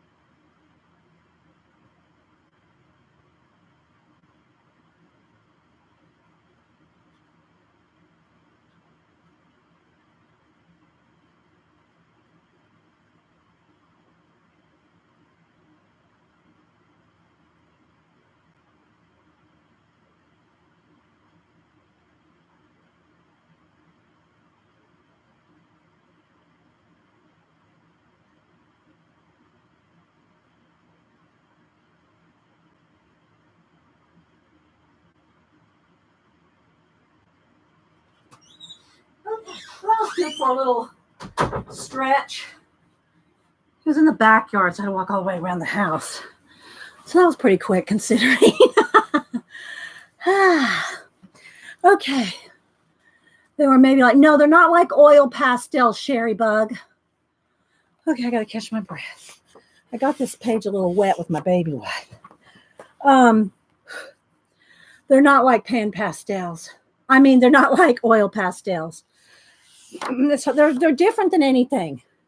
It's hard. I got to catch my breath, guys. Sorry. I just walked all the way down the stairs or front of the house to the back of the house, back out, ran up the stairs, got my coffee. So I'm out of breath. Hi, Pat. So, okay, let's get back over here. Let me go back to my little dark green here. And again, I could be doing this with a pencil, right?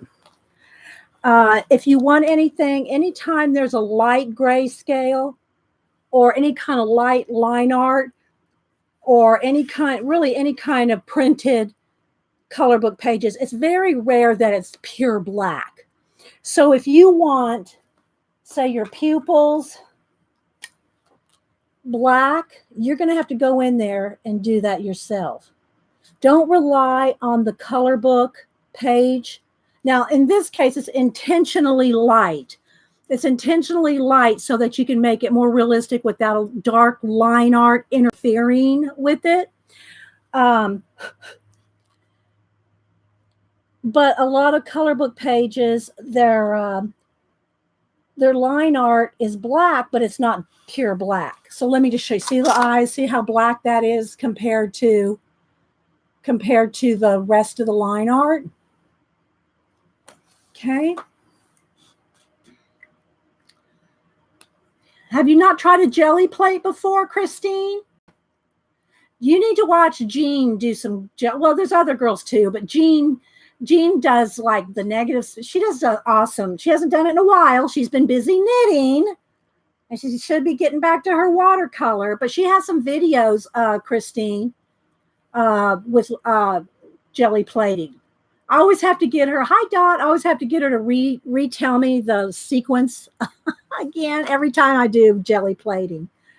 Every time I do a jelly plate, I go, now Jean, I don't think I can do this without you. We're going to reverse it backwards. So anyway, so you can see the difference in the blacks, right? Even when a color book, let me see, let me get one of these. Let me find a random book here. Let's see. That one's kind of light. I want to find one that has dark pages, but just to show you that they're really not true black.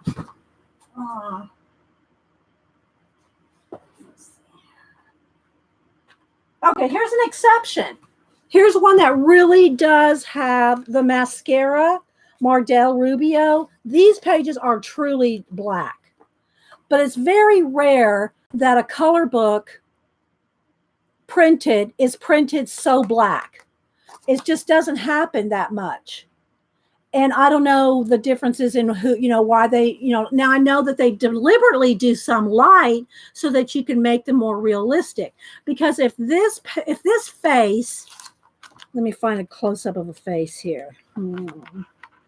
Here we go. Whoops, I dropped my pen. This face right here is going to be way harder. Of course, she has a mask on, but way harder to make it realistic. The nose, the lips. This is going to be much harder to blend out a realistic looking face. Not that everybody wants to do a realistic face. Not saying that either. But it's going to be way harder to make this look realistic than this, just because of the dark of the lines. But this is the other extreme, because most color book pages are not this black. They're somewhere between these two. Let's see, do I have something in here I've colored like a show? What have I colored in this book? What have we done in this one? Have I torn the pages out? Okay, we'll carry on. Let's put that up for now. I'll get off. It's so easy for me to get off on rabbit trails, y'all know. Hi, Amber Moon. All right. So I will do I'll do some more in pencil when I'll zoom really in close. All right, so let's go ahead. I'm going to move these two colors up here. And let's see. Let's go over here to some flesh colors. And you do want to really keep if you can, when you're working a lot on, keep them in one of these. They will break. Now, if I dropped it on the carpet, it would ruin my carpet, but it probably wouldn't break. But if you drop these, they're going to break. Okay. Just saying. I like the light one that you're working on. Yeah. And so it just depends on what you want to do. All right. So let's see here. Do I want these colors for my red head? I'm thinking I'm liking these colors here, or I'm just looking through my different trays here. I'm thinking I'm liking these two here.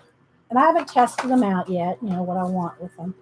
But I think I'm going to go with these two oxides. Let's see. This is red iron oxide. Let me just go ahead and put a base of that down for now. Okay, so I'm going to use this tool here because it's going to be bigger. And I have my paper towel here and clean off on my paper towel.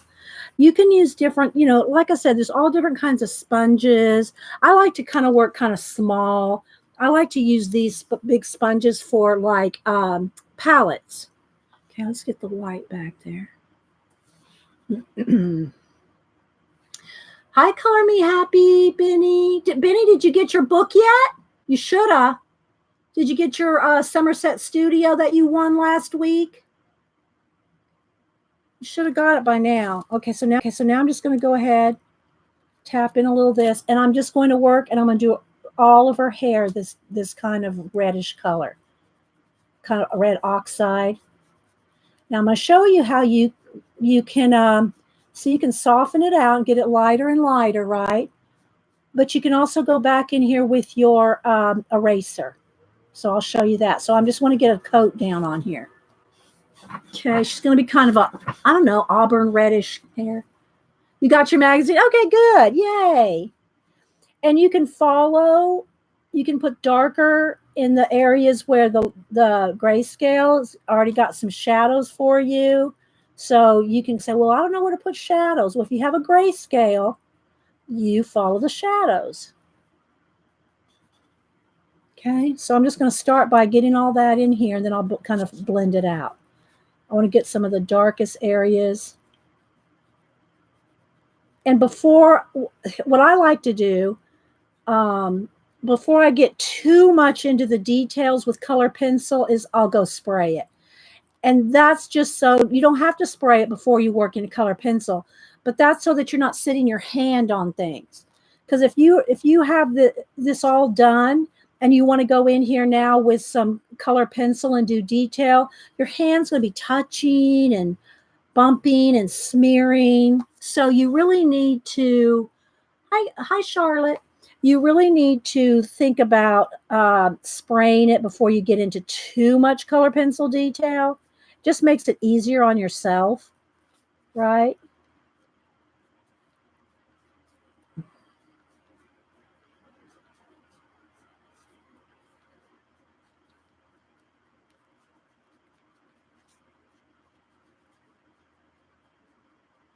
And some of these little wisps and stuff like that, that's easier to do with pencil too. It could work on the background. I haven't thought about what kind of background I want.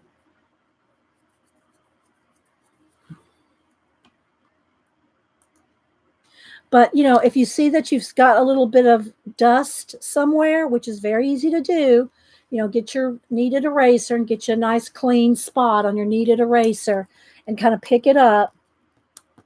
That's what I should have done down here.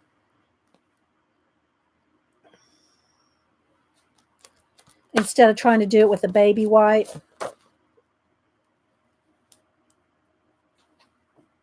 Okay, let's see. For anyone that can, thank you, Picola. So just, keep cleaning your kneaded eraser. And again, my lighting. All right. And there's a rose right there. Don't know if I want what color. I'm deciding this with you guys here.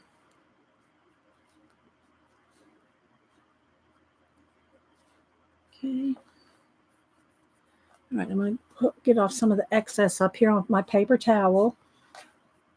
Am I zoomed in close enough? I just keep losing the light there. Sent you a link messenger for Ukrainian flower crowns. Okay. Do I need to look at it now, or is it something I can look at later?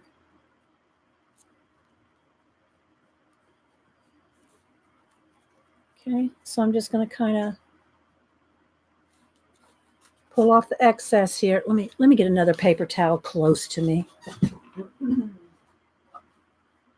I think every time I reach my hand over, I am put one right here. Every time I reach my hand over, I'm knocking the light back. Okay, I will. Thanks, Jan. Okay.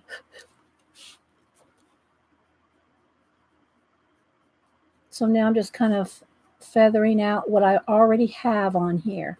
And then I can just kind of brush on my paper towel, the excess. so I can keep it light.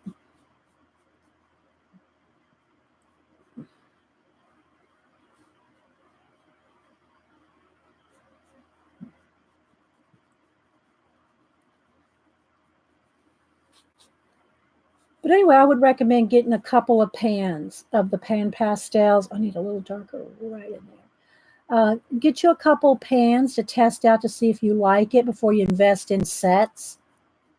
Get you a tool. And again, you do need the soft tool. It's not the same as a makeup sponge. Put a bulldog. Oh, yeah, that's a good idea. I guess I could do that again. Let me get a couple of clips here.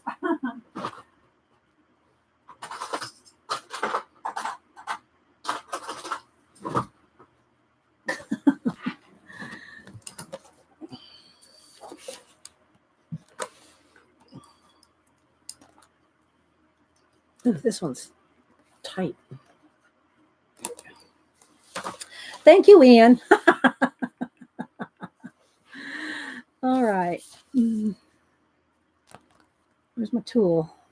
All right, hang on. Where'd I put it? I lost my tool. Hang on, guys. Where'd it go? Ah.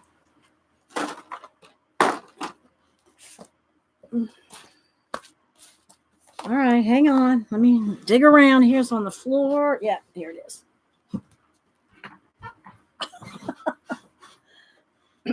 All right. Thank you, Ian. Good idea. Okay. So I'm just going to keep. I do kind of want to take my time on. All right, so here, look, I got a little bit too much on her face. The nice thing about pan pastels is the erasability. Okay, it's just so nice to erase. Okay, just what? Kathy talking about? Oh, you're talking about streaming Hangouts, Kathy?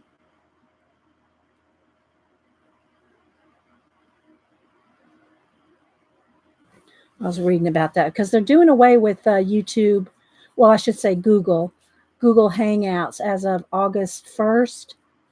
I don't do Hangouts. I mean, I go to them occasionally, but I don't do them here. So, I haven't really kept up with it as much as some people have.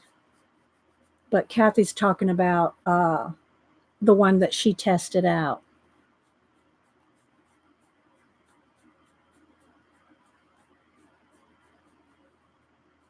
And saying it works. Okay. Do you have to use OBS, Kathy, to get on YouTube with it?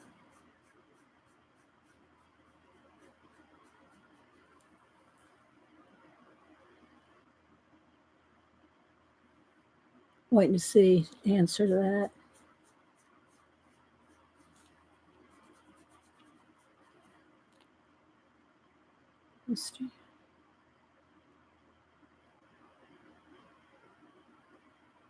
Do you have to use OBS along with it? Chatting and pan pasteling. So I can slow down here. I want to kind of take my time on this. No OBS, just go to StreamYard. It takes you directly to YouTube. Okay.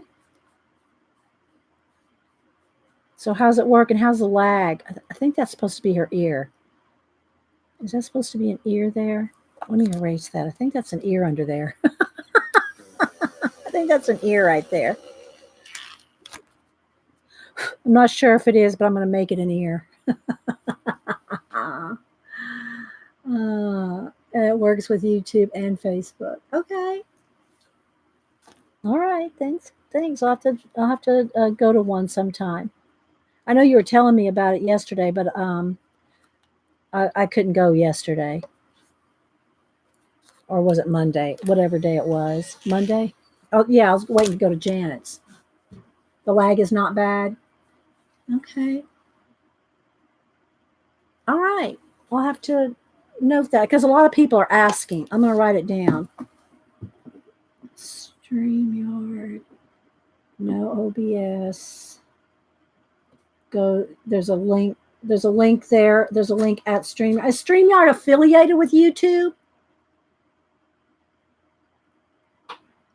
Is it affiliated with YouTube, or is it just a separate, like Ustream was? Ordered all the penthouse things. You spent a lot of money. Rachel, you will love them. You will love. I'm telling you, I did not know how much I would like pan pastels. I truly did not know how much I'd like pan pastels because I do not like pastels at all.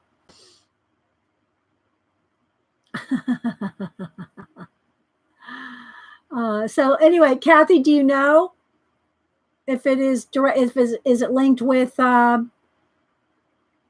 It's a third-party software. Okay, thanks, Jean. I figured one of y'all would know. I figured Jean would probably know. Jean, I'm surprised you haven't done it yet. Well, you've been busy with other things, but you're usually right on top of that. Okay, I'm going to put a little bit in her eyebrows, too. Okay. I'm going to go back in here and kind of darken up some of it. And you just got to kind of go in here and blend and play. You can get in here with your pointy tool, too.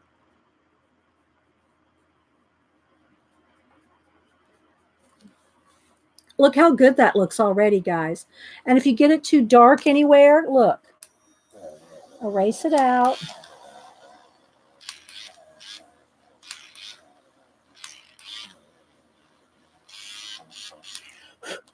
Now, it is a little, you know, the eraser will make crumbs. But don't do that. Blow on it. Don't take your hand in there, you know. All right, so now I'm going to go back in here. Let me get off the excess. And I'll just blend out where I erased. I'm going to go in here and add more highlights, but I'm not to that point yet. Okay, but I just want to show you if you got some area too dark, you can just go in there. Oh, thanks, Kenny. And hi, by the way, again. Did Ian comment on it? Has Ian used it? It's an online app that you don't download.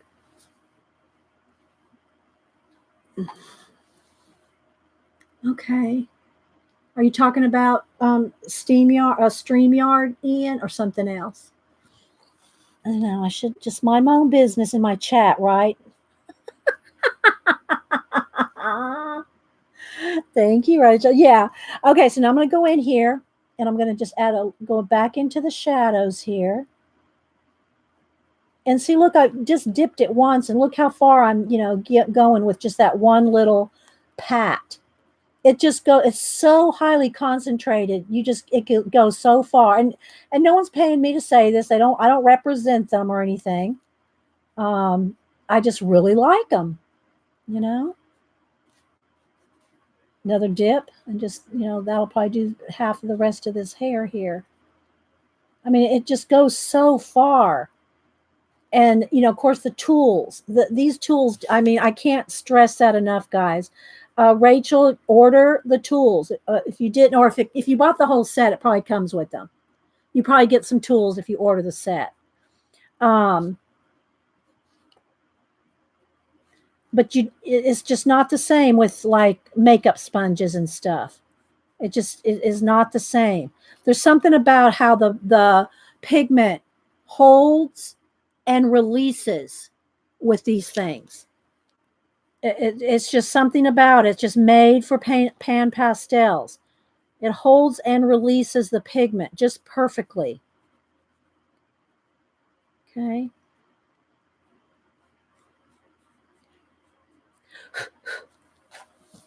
Let's see if Rachel, I bought the full set. Okay, so it comes with them then, I think. Yeah.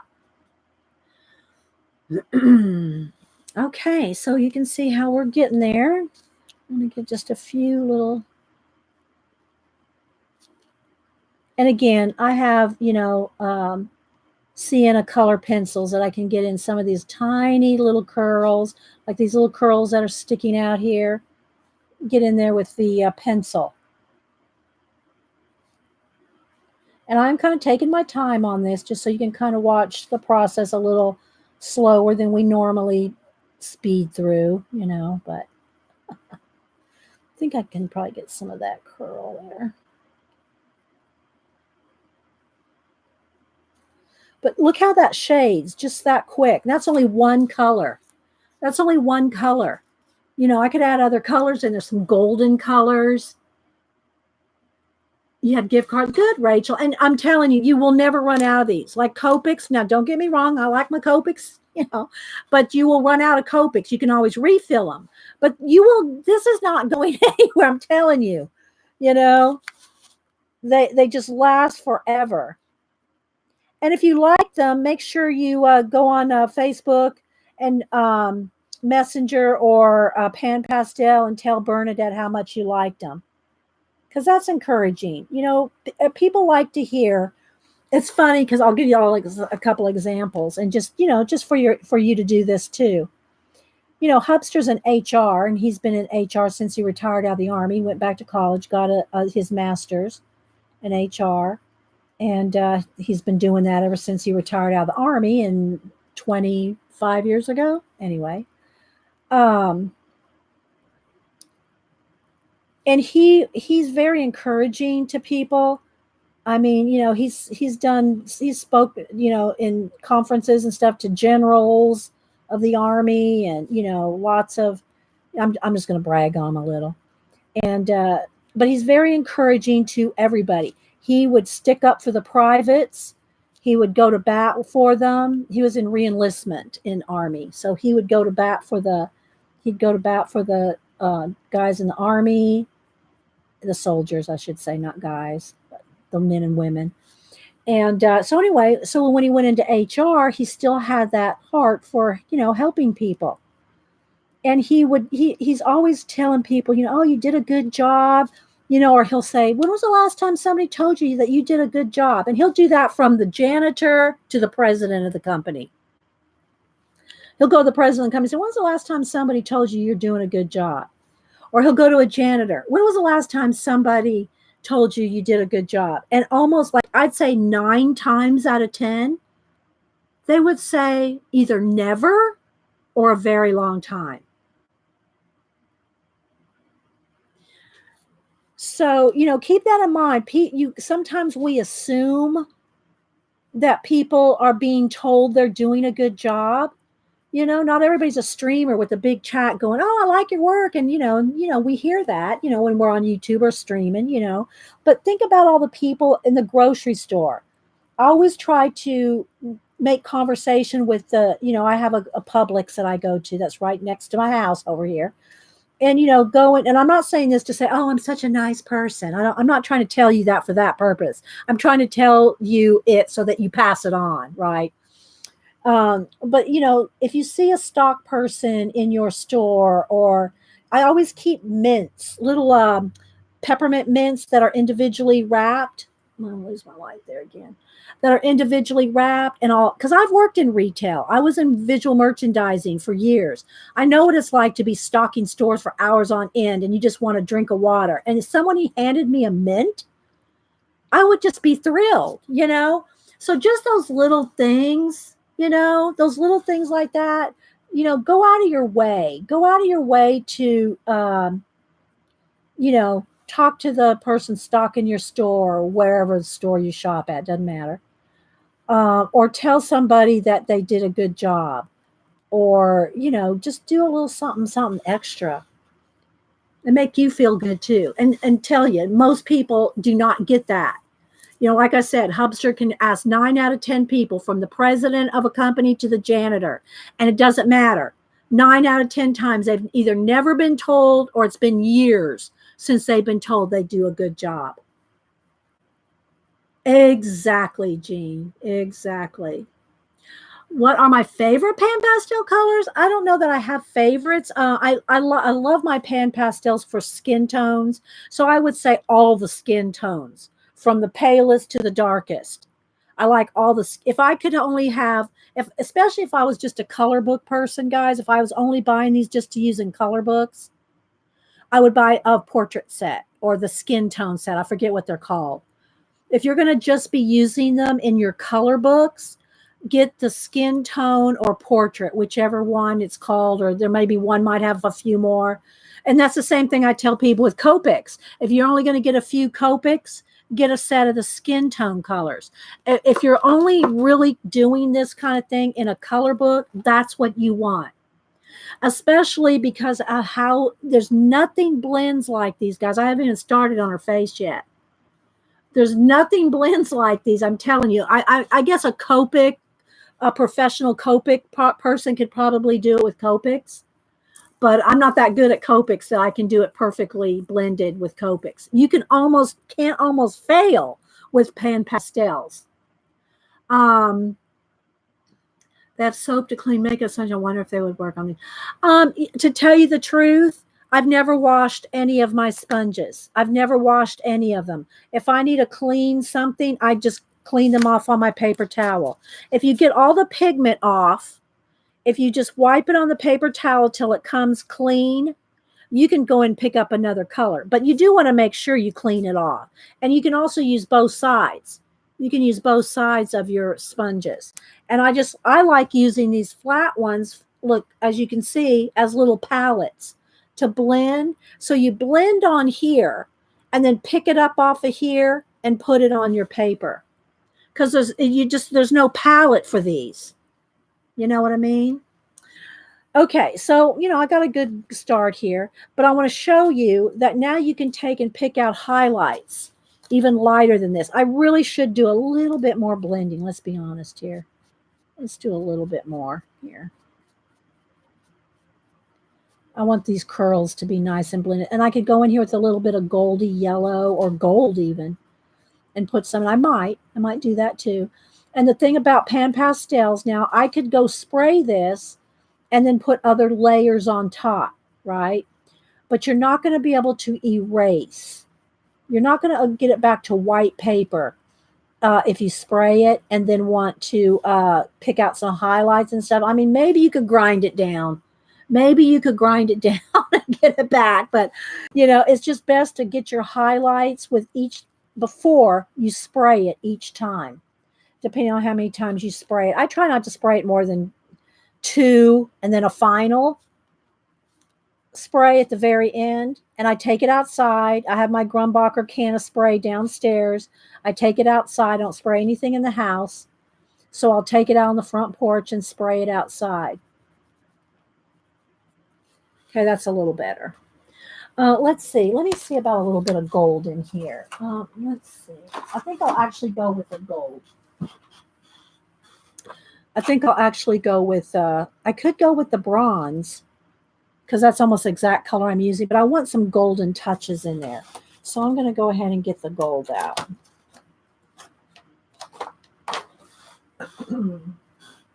It's called Rich Gold.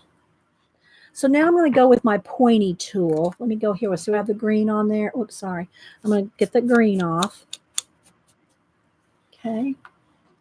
No question. So glad you're using pan pastel. I got some for Christmas. Been afraid to use them. Don't be afraid to use them. Get you a color book page out, even if you make a copy of one. If you're afraid to work in your book, make a copy of a page and just play with them. You're not going to run out of them. It's not like you're going to waste them. You can do a lot of practicing, Okay, so now I'm going to use this gold and just a little bit on there. Don't need too much. And I think I'm going to just put in a little bit of shimmer here and there.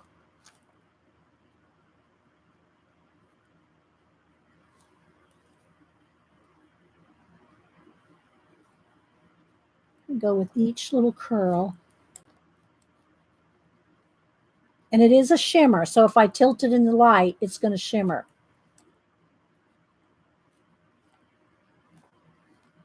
Let me just go ahead and set it down so y'all can see me using it. But just, and I tell that to anybody like, oh, I have Serene color book. I'm so afraid to color in it. Well, I know Serene's an odd size, but you can make a copy of just the face part of a Serene face and practice. Practice until you get like your color scheme that you want, or your shading, and just practice with a little bit of Practice with a little bit. See how that makes it look a little bit more realistic? Can y'all see the difference between this and that? And this is only 2 colors.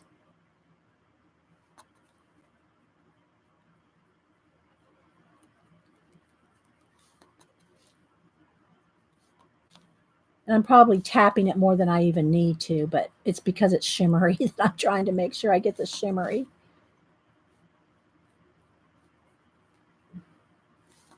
I'm just going to each curl individually.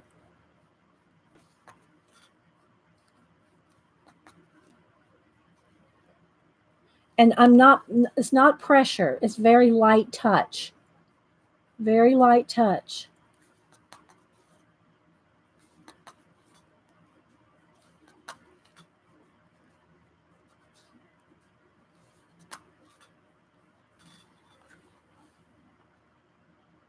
Could you please pronounce again the name of the fixative? Grumbacher? It's downstairs. When I go spray it, I'll bring it up and show it to you. Grumbacher. It's a known brand. It's been around for 1,000 years. Well, probably at least 100. Yeah, it does, Cassie, doesn't it? And hi, by the way. It gives it a little bit more true hair color, right? But I'm just trying to. I'm picking up some of the bronze, so I need to, or the red, so I need to kind of make sure I'm keep my little knife clean here, or little tool.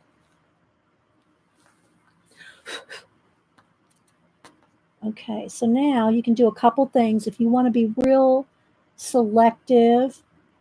In a like I did down here with a harsh line right there on the apple, I can just use my eraser. But you can go in here with your, where did I go here? Let's get a clean spot on the kneaded eraser. Okay, you just clean it like that. Let me get my light back here. And now I'm going to get, hi, Anastasia, hole in the holler. Okay, so I'm going to get kind of you can just get whatever shape you think you want. And I'm just going to kind of drag it. Maybe I want a little bit more pointy. So you have a little bit more control with this. It doesn't dig into the paper and get back to white like that, like you can with your electric. But you have more. Uh-oh. I'm glad I had the lid on that when it fell on the floor, because that would have been a mess. And every time I'm doing this to clean it, you just fold it over. If you want, get a clean spot. And I'm just kind of picking, I'm folding it over, picking it out. You got to fold it over. You got to have a clean spot. Oh, what's wrong with my light? If you want to keep clean, if you want to not just smear it around, if you want to wipe it away, you're going to have to keep moving it. Does that make sense? Steve sent meetup photo. Oh, okay. Messenger. All right, let me show that. Do you mind if I show it? Devin Rex and Lady True North met up. Y'all met in Canada, right? She came up to Canada. She said she just sent me a IG messenger. Oh, okay. So here's, oh yeah. So, all right. So they're Devin Rex and Lady Jan in front of a Quail Hill sign. I think Devin has almost recovered. Okay. So let me, all right. So here we go. Oh, I don't know. Why did I think Devin, I don't know how old she is, but she looks so young there. But there's Devin right there. And there's Lady Jan, True North. Lady Jan's the one that sent the Quail Hill, sent me the Cadfield book. So there's Lady Jan, True North Jan, in front of a Quail Hill sign there. Where was this? She is from, oh, okay, Devin's in Canada too. Okay, so there's Devin, and there's Lady Jan. Yeah, it's nice. Where did y'all meet up? Did y'all meet up in Canada? Yes, I know who you are, Jan. I've seen pictures of you before. So, yeah, there's our Lady Quail Jan, Lady True North. And Devin Rex. Awesome. Duncan, you met in Duncan, BC? Okay. I couldn't remember where you were meeting. Awesome.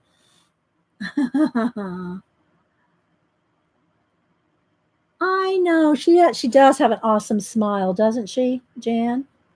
Okay, so there I'm going to clean. See how it's got the gold and see that shine of the gold? Here, maybe I didn't. Let me see if you can see some of the shimmer and the gold. I don't know if I can pick it up with the light or not. I can see it in person. It's not coming up. It's very subtle. Okay, you can see it more on the eraser there. You see it on the eraser. All right, so I'm just going to kind of come in here and pick out. So you want to take your time with this. I got a little on her face there. Let's erase that. You want to take your time. And I'm going to get in here with even darker darks with pencil. Okay, but right now I'm just kind of highlighting across some of these curls here. Just lightly. And every time I do it, I'm folding it over, getting a clean spot. Getting a clean spot on the eraser.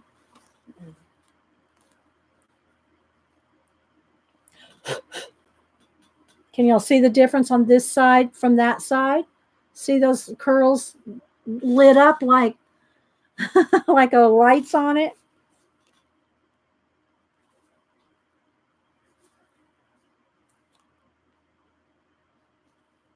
And just kind of follow the curl. And I'm just constantly folding this over.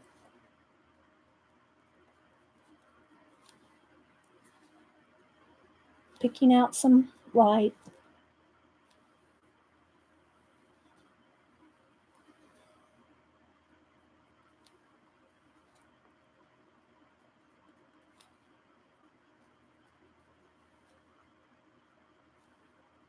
That's a little too much.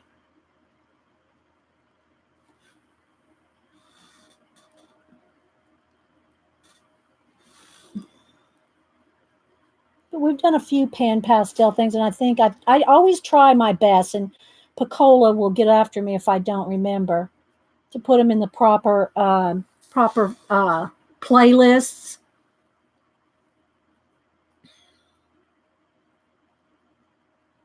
All right, so I think that's pretty good. I think I need this one right here.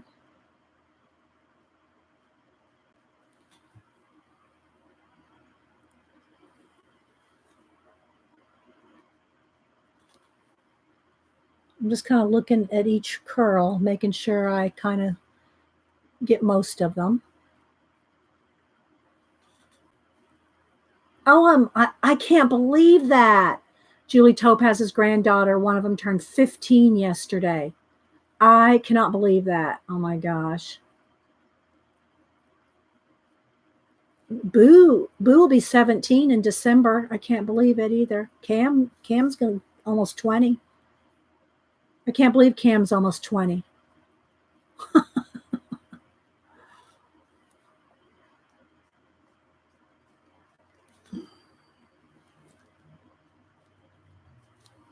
Okay, so I think I'm going to stop because I'm getting, finicky, but I kind of want to be, All right, now, again, I'm going to tell you that I want to make sure I get this part in because, obviously, what time is it?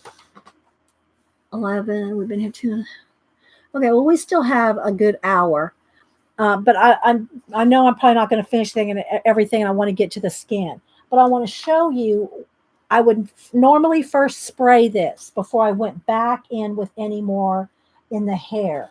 But I'm going to test, and let's see how dark this pencil is. This one is sienna. Let's see if that's going to be dark. No, see, that's not going to be quite dark enough. Let's see. I want to go in there with maybe a tusk red, or here's terracotta. Let me see.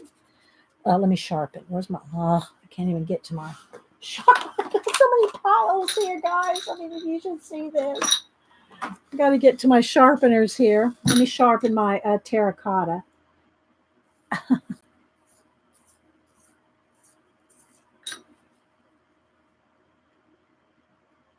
Could be. Oh, are you having grandchildren, Christine?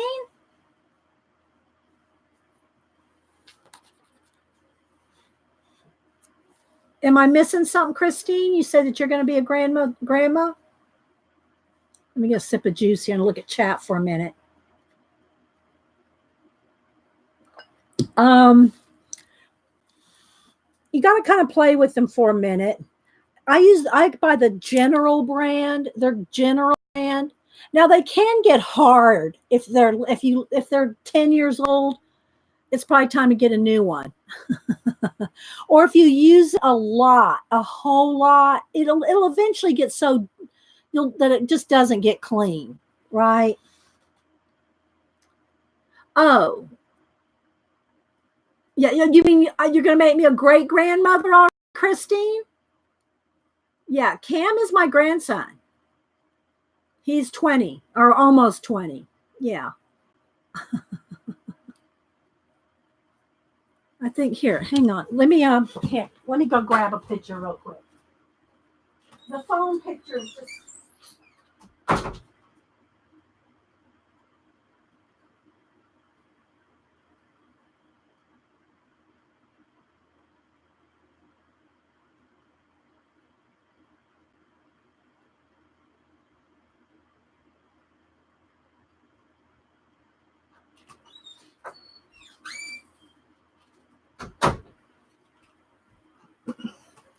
I love this picture of me and Cam.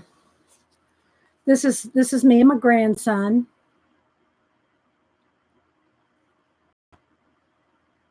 I don't know if it's going to focus. Here's a picture of Boo. This was last year.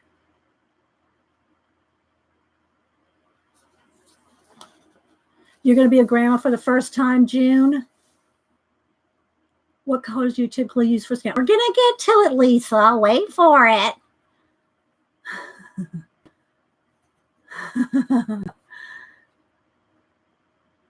Dee puts more steps. I do put a lot of steps on my Apple Watch. I do, and I do have the I have the activity thing going too. So yeah.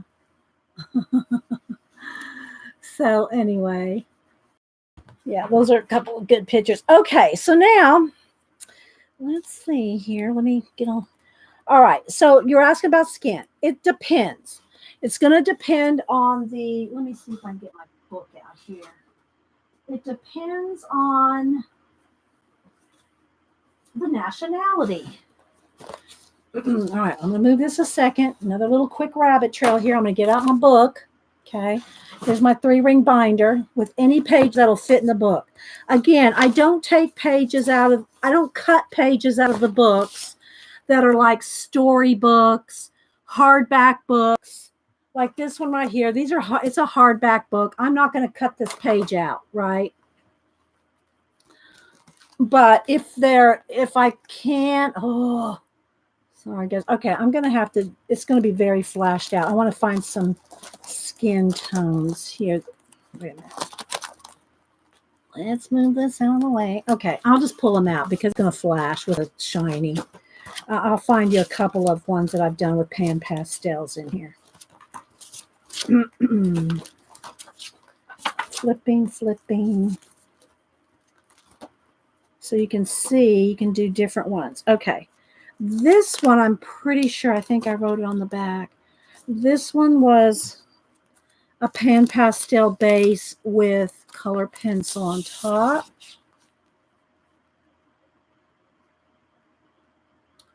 Pan pastel and color pencil. Let me flip through here. I'm just trying to find just the pan pastel ones.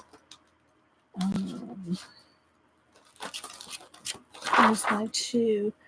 I'm pretty sure this was pan pastel too. This was pan pastel with then color pencil.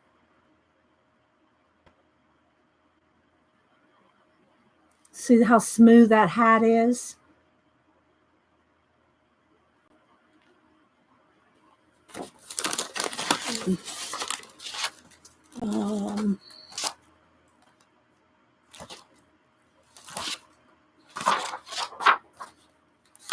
This is one of my all-time favorite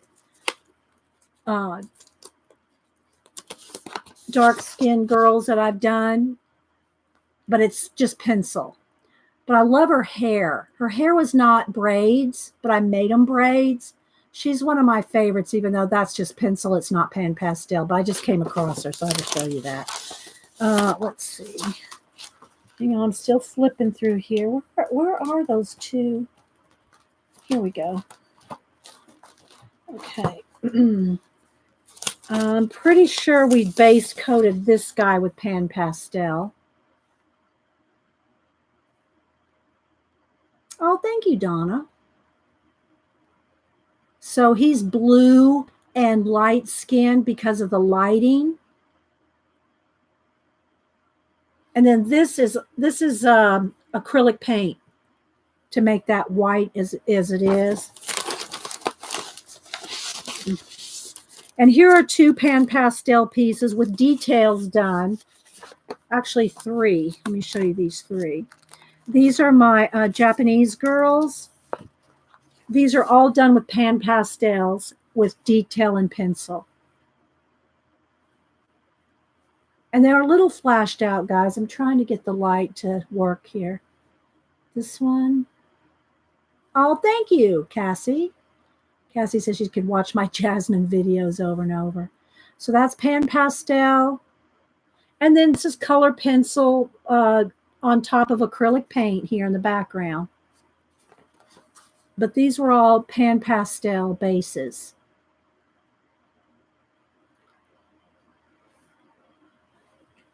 This one.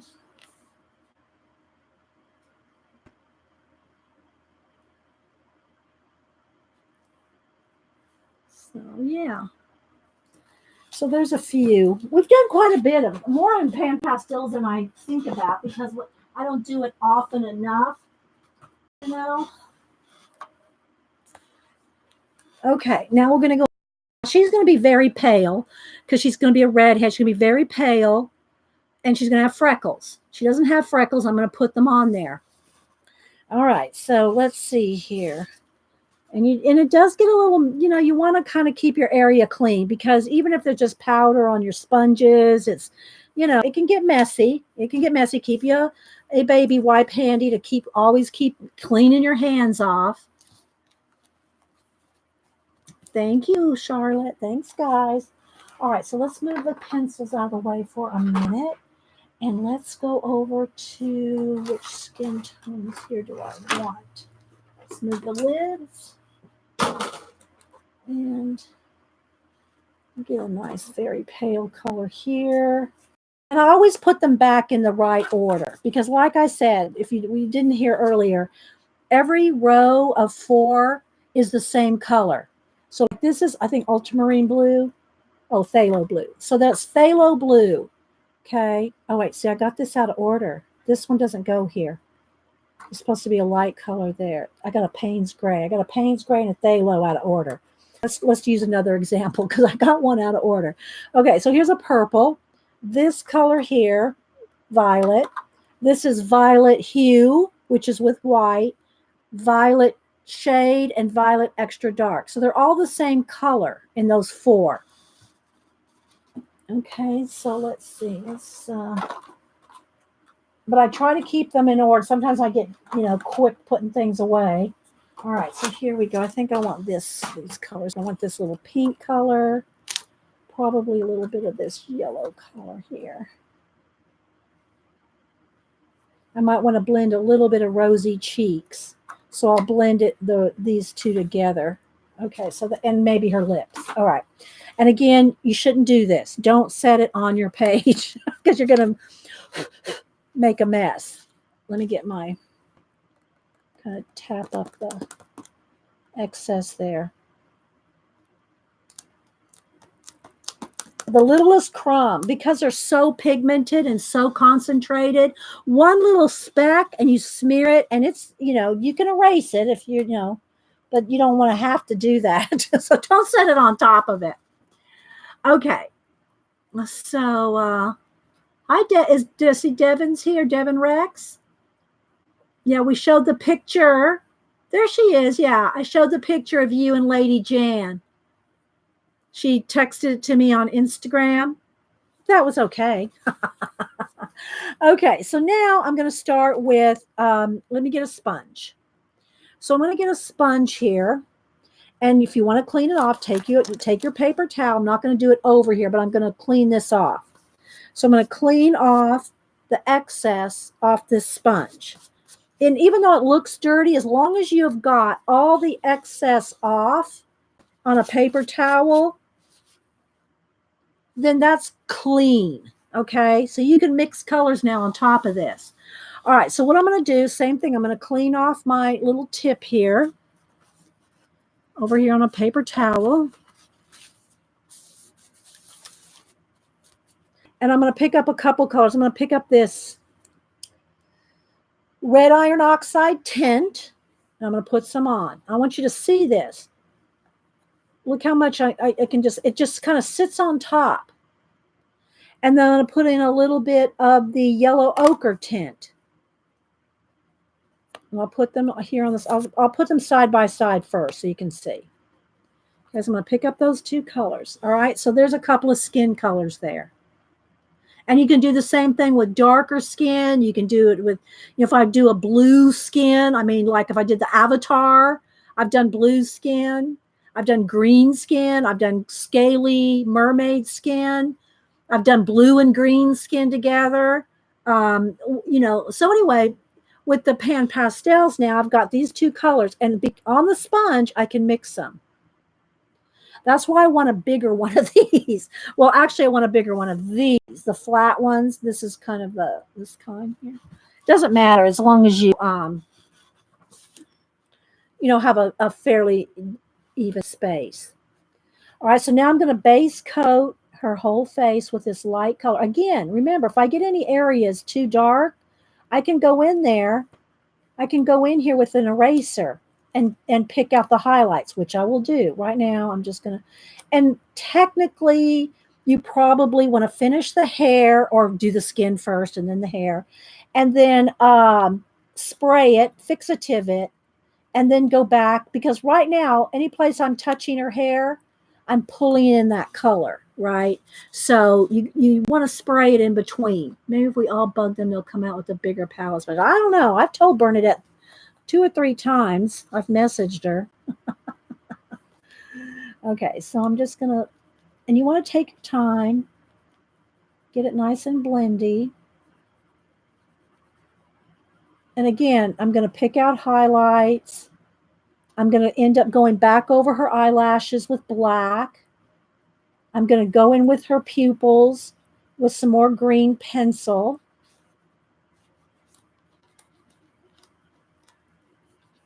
But look how quick you can get a nice, soft, flat blend to start with. I might as well just go right over her lips, too, because they're going to be another color, but I can base coat everything here.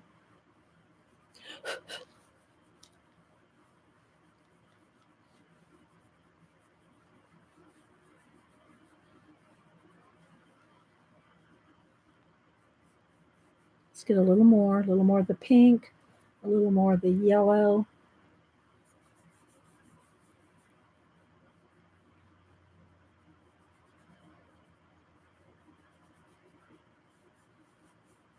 Go right into her hand. And then her clothes, I'm not sure what she's wearing there. Of course, you can make it whatever we want. I don't know if this is a green apple or if this is like, could be her other hand. I'm thinking this might be her other hand. And again, I'm not really worried about going off the edge here because I can either erase that or I'll probably end up painting the border black.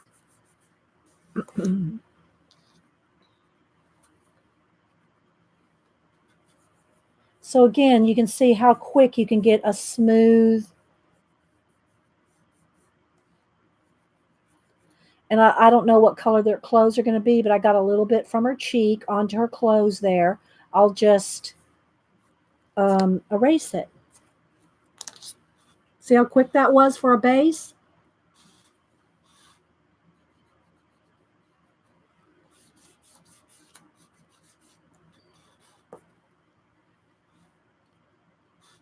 All right. So now I'm going to go ahead and mix up. I'm going to go ahead and start with some cheeks. So I'm going to put some pink and just the tiniest bit of red. Okay, just a dash of red in there. And I'm going to put a little bit, might be a little bit more.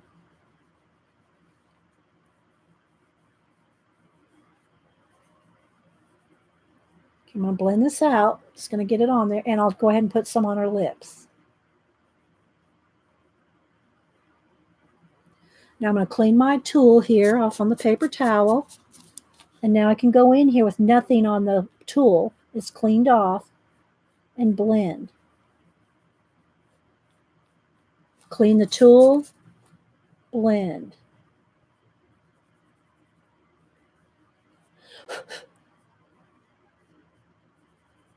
Okay, maybe just the tiniest bit on around her nose there.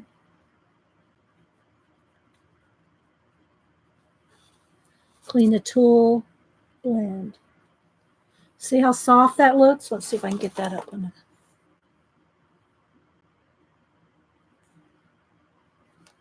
See how pretty that is?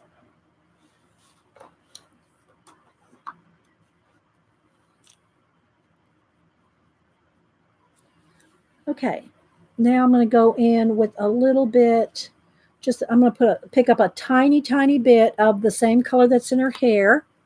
I'm going to put it on the sponge here, just a tiny little bit there. Clean off the tool, pick up some more of the pink here.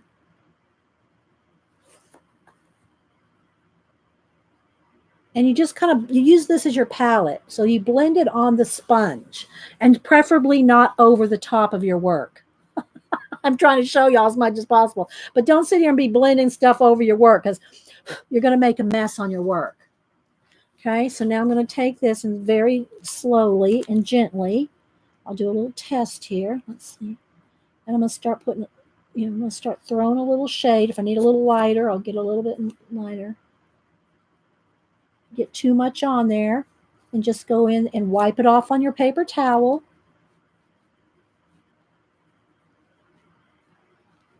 I'm just kind of laying some down. I'm going to go back and pick some of it back off. But I want to start getting some shading in here.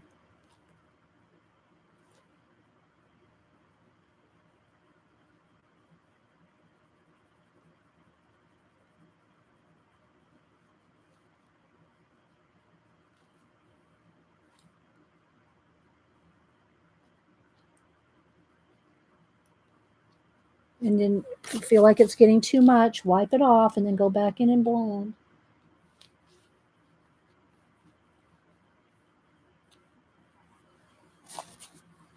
If you get too much, then just come in here with your, where's my kneaded eraser? Where'd you go, guy? Where'd you hear it?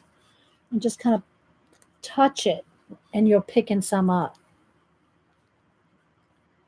You can go back and blend. I'm barely skimming the surface with this. I know you can't tell how lightly I'm touching this. Need a little bit more yellow.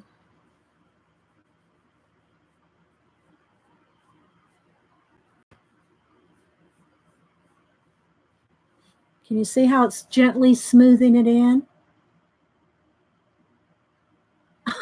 Kenny gave me 3 likes with your different iPads. And thanks, guys. Thanks. It does help, guys. Trust me, it does help. When you do the likes and the thumbs, the thumbs up and the follows and all that. So I appreciate it. So now I'm just kind of going with the redhead color, the sienna color, pink, and the yellow, and just kind of playing on here till I get the color mix I want, right? But again, you really don't want to do this over the top of your piece. Okay. So I'll put a little bit down here.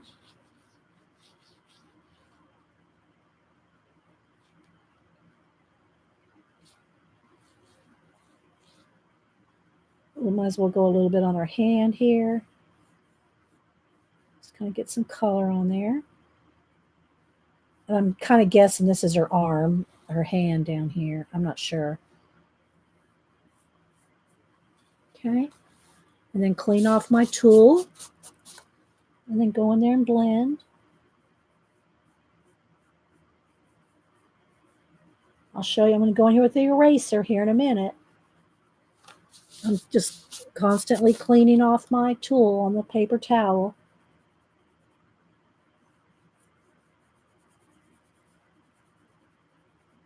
And again, if it gets on like the clothes or whatever, you can go in there and erase.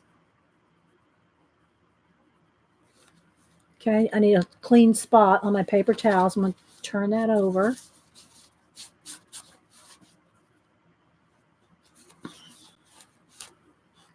Okay.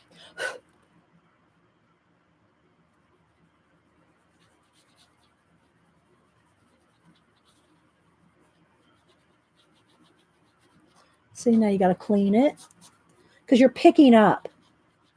As I'm doing this, I'm picking up color.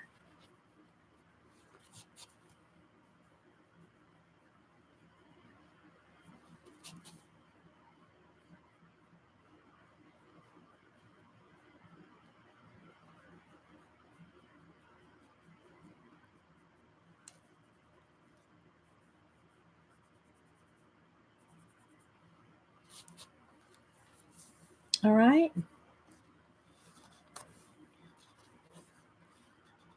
Tilt it just a little so you can see a little bit better. I know, exactly, Cassie. All right, so now I'm going to take my kneaded eraser, get some clean spots here, and then I can start doing some touch-ups here. Now watch.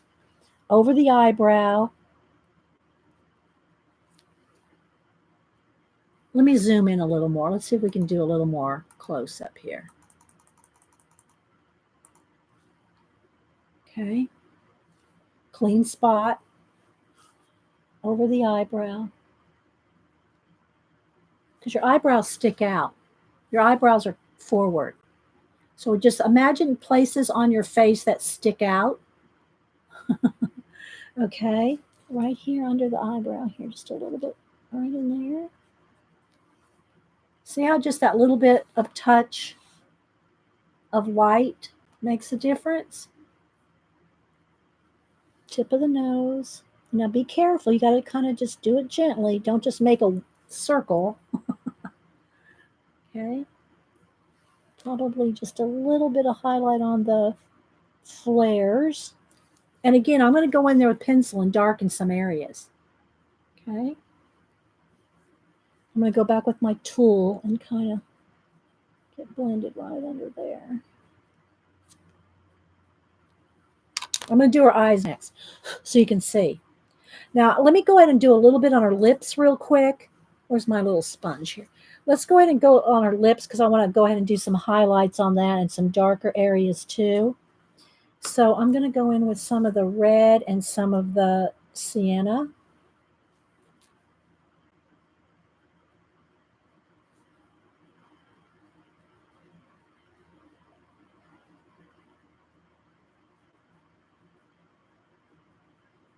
Gently blend.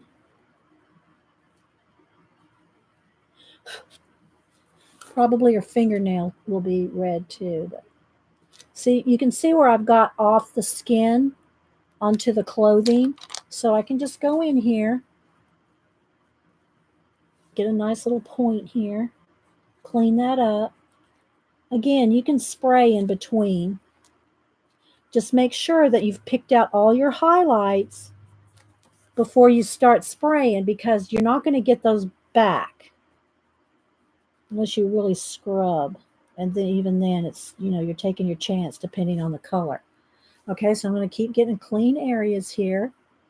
Let's put a little highlight. Let's put some on her lip here. A little bit above her lip. And I'm just getting a nice point there.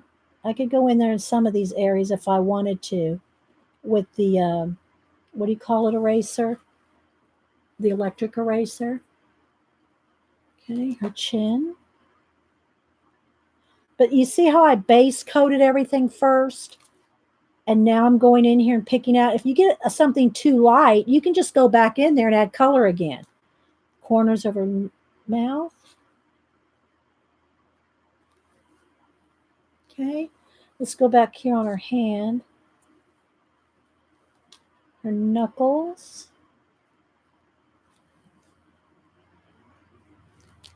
highlight the tips, this highlight on their fingers there.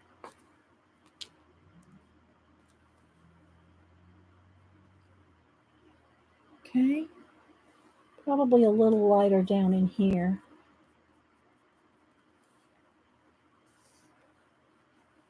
A specific brand of pan. Now, Pan Pastels are the brand. There's only Pan Pastel is the brand, Sherry. All right, now I'm going to be gentle here. And I'm going to try to pick out some highlights in her cheek. Just kind of softly blend. And see how I folded it over. Soft, soft kitty, warm kitty, little ball of fur. Very gently.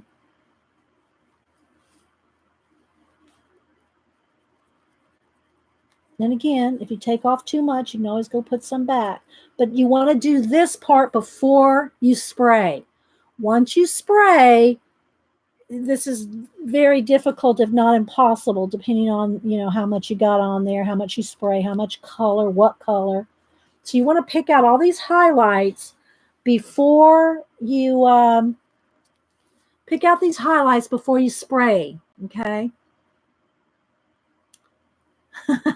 Hi, Suze. All right, so let's see, a little bit of highlight on her ear there. Okay, I think I want to do an initial spray now. So that means I got to go downstairs and go out on my porch for a minute.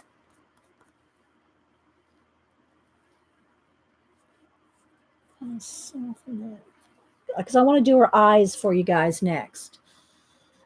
I can always darken, like put a little bit more shadow, and I can still do more shadows. But I want to keep my nice highlights and what I've got done. And the more you start working on it, you're going to be touching it, and So I think I'm going to go out and spray it real quick. It only takes a second. What types do this work with? I don't know, anything. Just anything that'll pick up. It's called General is the brand, Kneaded Eraser. There's other brands too, but I just found the General one is pretty good. And you just fold it over on itself over and over. It cleans it. It does it for quite a while. Eventually, especially if you're using graphite, it's not going to get clean anymore. But they're only like $1. I mean, So, yeah. All right. So let me wipe my hands off over here on a baby wipe. And I'm going to go run downstairs real quick. The cats, I know, are wanting to come in here.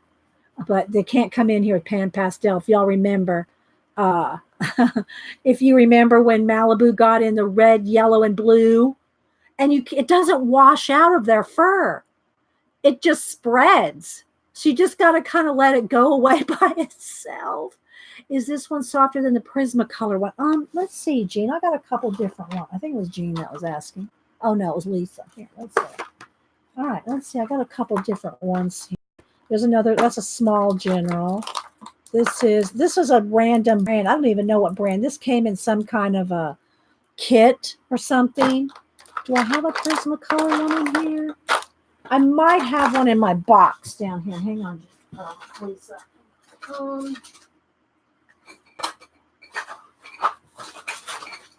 I don't see another one. Here's a whole bunch more. So you can have the lids are separate. And then here's a bunch more of my sponges that I use for palettes. So you can see when I'm mixing colors, like there's some purples. Oh, there's some purple. See, I use these to mix on. I mix on these because I rarely do anything that I need this much big, action going. I just use all these tools for that. But I mix on these.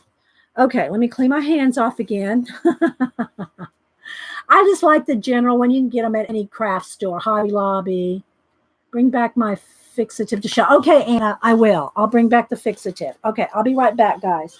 Let me put something here because I know my light's going to want to flash out. Yeah, we wrote Jane right there. We showed her pins earlier. If y'all weren't here earlier, what'd I do with them? Where'd I put them? Where'd you go, Jane? Where's those pins? What I did? Oh, here they are. If y'all weren't here earlier, I did show these, the Jane Davenport pens. Oh my gosh, the white. There we go. All right, I'll be right back, guys. Let me go spray this.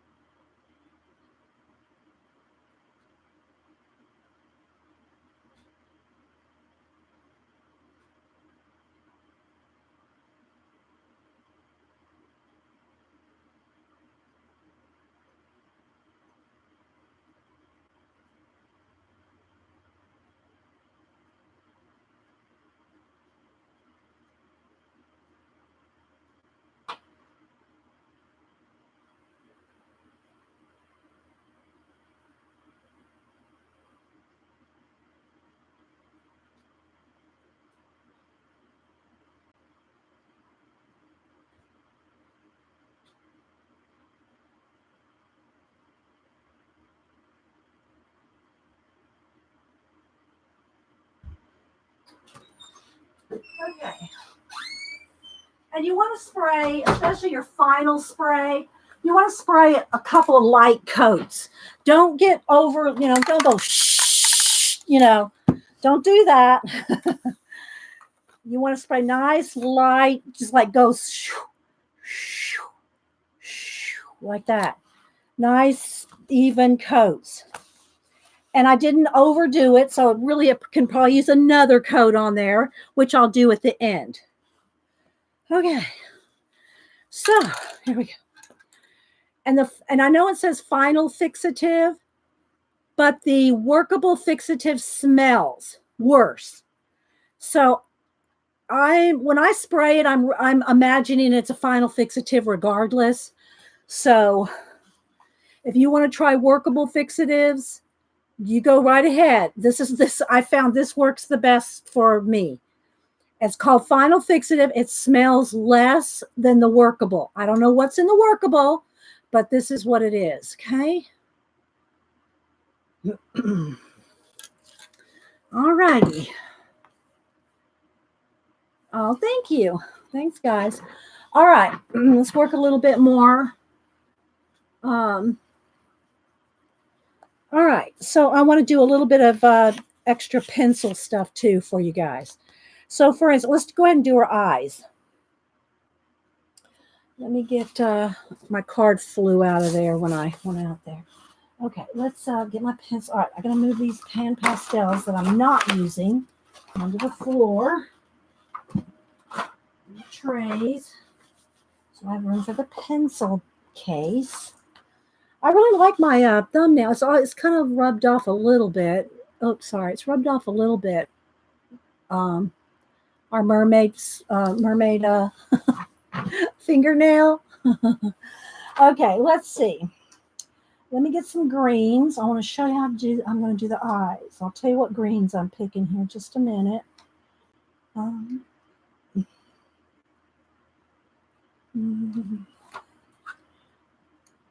Probably these three will be enough. No, probably this one. That was a little too green. Hang on, guys. I'll see which green. Oh, this one. Okay. All right, let me sharpen them real quick over here with my little tray. Anybody? Hi, anybody I miss? Libby? Yes, it's an aerosol spray. Oh, will it? I wouldn't do it. I'll tell you a couple reasons why I wouldn't use hairspray. One, it can spot. It can splatter and spot. Two, I don't know how dependable. I don't know. I wouldn't. That's just me. It'll work, but for how long and the results, it could splatter, it could discolor. I wouldn't use, this is not that much more expensive than a hairspray. Get the real deal. Okay, so here's the colors I'm going to use for the apple. Oh, I'll probably need the light here. Let me get one more for the apple here. Yes, we are, Sherry Bug. We're awesome. That's the way we roll. Okay, so I got chartreuse, spring green, lime peel, and moss green. So I got these greens for the eyes, and I haven't decided on the rose is probably going to be red. It's going to be the same kind of reds that are going to be in her lips and everything. So I just don't know that we'll get to it today. I want to make sure and get her eyes done here. All right, so really, there's already enough of this kind of lime green, or the chartreuse is really already in there well. So I am going to need my blue here. I'm going to need my blue slate too. So I'm going to sharpen my blue slate. Okay. All right. So now I'm going to go in with the blue slate and give her shadow under the eye on the whites of the eye. And again, if you feel like you can get in here with your pan pastels this tiny, go ahead. I don't think I could. That's just me. Okay, so I'm going to go in a little above because I'm going to go over the eyelashes. Don't do the eyelashes till you're finished with the skin. So I'm just adding a little bit of blue.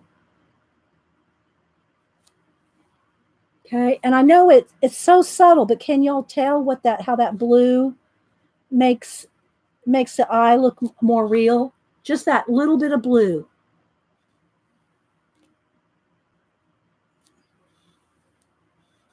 I don't know if the color's it's a little, maybe I could turn down the light just a little. We'll see. It'll make my skin look dark, but it'll make the color a little more true, I think. There we go. That's better. How's that? Okay. Now I'm going to go with the moss green, and I'm going to go in here in the darkest part, like right up under the eyelashes on either side of that highlight. And of course, if you mess up your highlight, you can go back in there with the Posca. I'll show you that too. Okay, so I'm going to get that moss green right on the pupil, like that. Can y'all tell the difference between those two? If I zoom in any more, let's see. I want y'all to be able to see as best as I can. But if I get too close, we're going to lose clarity. Is that too close? Tell me if that's too close.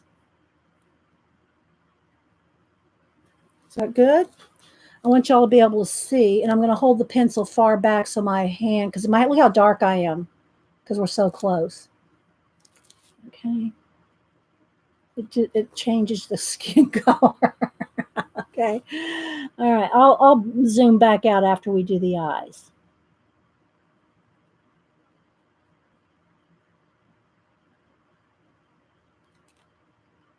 Okay. Now I'm going to go in with the lime peel and blend out what I just put in there. Make it soft. Okay. Go back with the dark and kind of go right on the edges. Right on the edges of the pupil there. I know it seems like, well, that subtle little detail doesn't really matter, does it? Well, it does.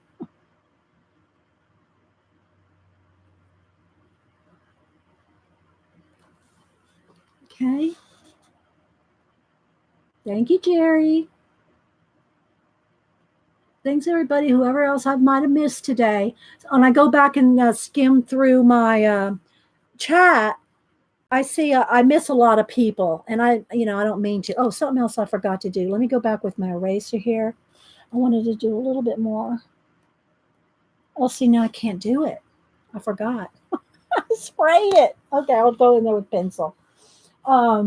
See, that's why you got to remember to do your highlights. Let me get my white here. Let me sharpen.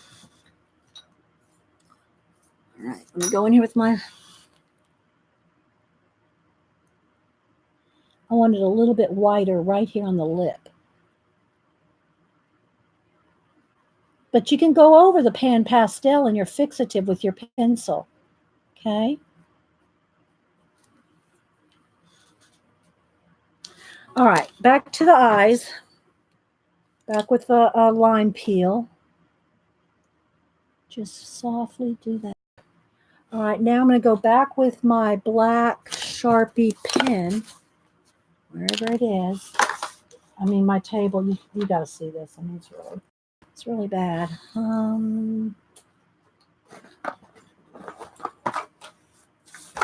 Yeah, let me just find another one. Instagram loads slow sometimes, and I don't know why. It's usually, oh, let me find a, should have probably just went to Facebook, would have been. Okay, like here, here's one of my portraits. This is one of the Gold Rush guys. If you go on Instagram, you'll see them better. It's wanting to fuzz out, guys. You know, just go on Instagram. Here's one I did of reading with pugs. Jen reading with pugs. There's her little boy. Let's see who else has just happened to come up here. I'm just showing you things other than color pages. I leave, Dave? Did I go away? I was buffering. Okay. Well, I'll stop looking for pictures and get crack-a-lacking. Okay, I'm back. Okay, I hope we're not gonna. Well, my timer hasn't quit moving. Still shows moving. All right, let me get on here with the skin. I mean, let's do her eyes before something happens and get disconnected or something. I want to make sure I get her eyes done for you. Let's see. Let me get a couple of colors here. Beige and no, that's too. Hang on, I'm looking through my colors here, guys. What I'm looking for is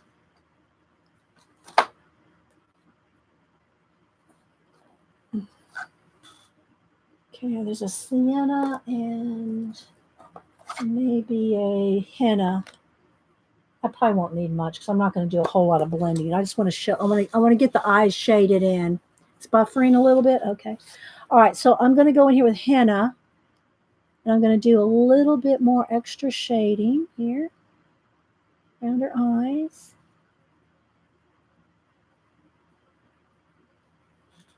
And you gotta really take your time with this.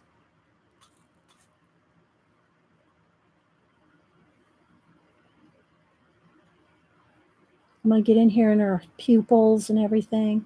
But I really wanted to get around her eyes here so you can see that done.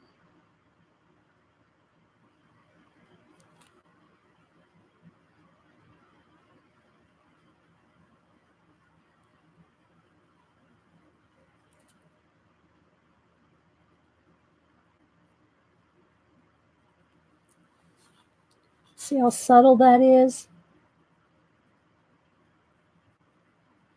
All right, now with the sienna, I'm going to go in here with their eyebrows. And y'all know I like, let me sharpen.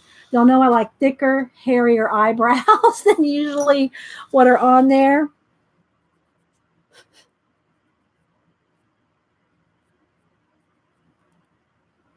Let me try to back my hand up a little.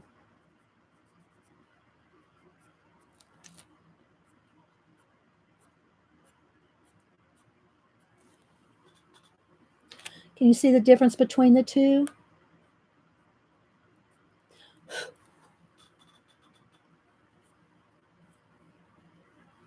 See what a difference that makes? You wouldn't think it does, but all these little things make such a difference.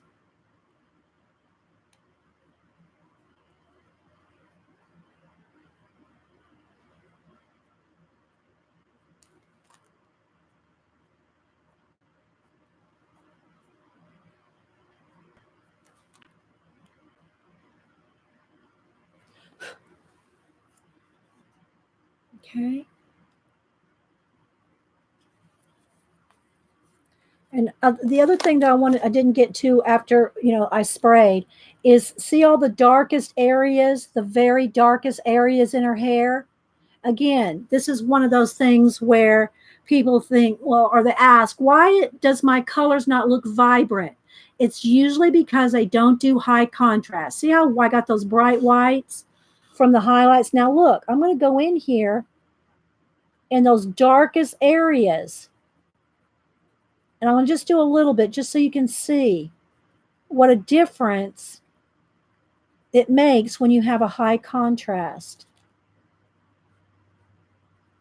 It's so subtle, but it matters.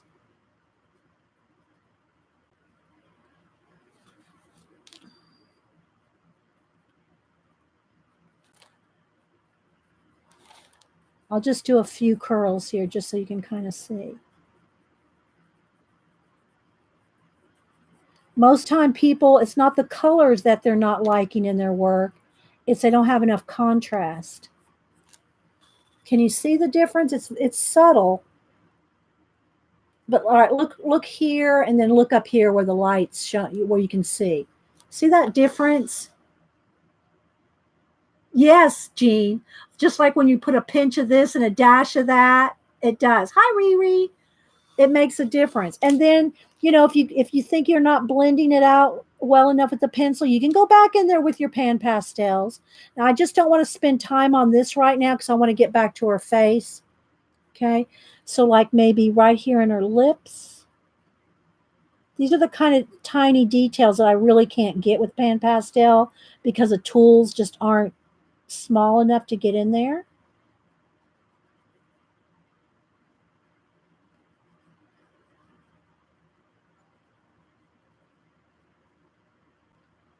So I'm just taking my time.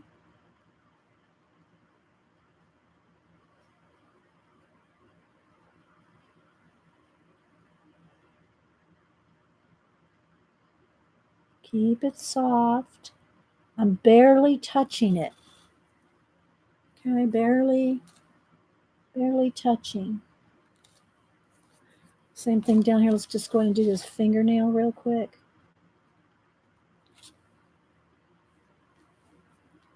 Add just a little bit of white highlight on there. See that little bit? See that one little stroke of white on that fingernail? Okay, back to the eyes now because I do want to finish these. Okay, so now let's get back in here with the brown. I want to get right up under that line, right up under the white of the line of her eye.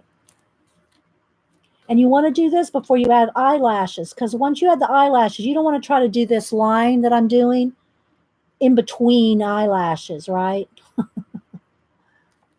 Okay. And I'm going to try to just soften it out.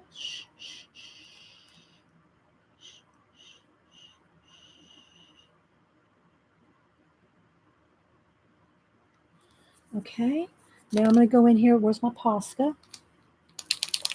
And I'm going to do the flower. Those blends would be beautiful. Yeah, I'm not going to have time to do the flower today. Okay, so now I'm going to go in here. These highlights were already here. Okay. So I'm going to just go touch the lights, the ones that are already there. But I like to add extra. I like to add extra highlights. So I'm going to go ahead and do a little extra. And you can do them going different ways. There's different ways to do highlights. But I want to just do a little bit right up under there. Okay, now I'm going to let it dry. They're big right now, but I'm going to go back over it. I just want that. I want that bright white before I go in there and go back over edges of that white with the chartreuse. So once that's perfectly dry, I'm going to go right along that bottom edge there and just darken it with a little bit of chartreuse. Okay. I also want just the tiniest little dot in the eye, in the corner, just the tiniest bit. Okay. And you can also have just the tiniest little bit under the pupil sometime, depending. You don't have to put, but it just gives it a little bit of oomph. Okay, now I got to let that dry. Don't try to go over that with pencil right now. Okay, so let me hit it with the heat gun to make it speedier.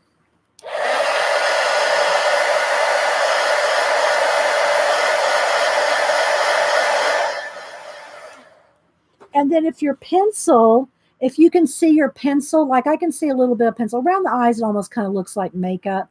But if you don't like the way you can see pencil lines, that's where the pan pastels come back in. Go back in here with the same color And I can blend up very gently. Shh, shh, shh, shh.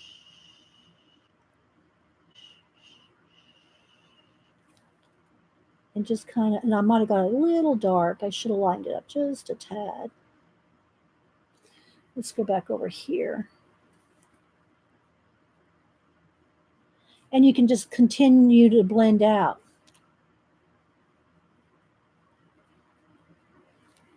Okay. All right, so now I'm going to do the eyelashes. I like the sound of that.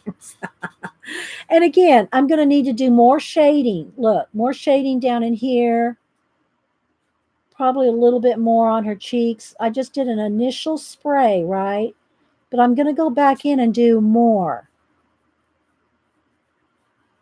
And you can keep blending and keep going. Cleaning off your tool. Clean your tool off. And then soften it out.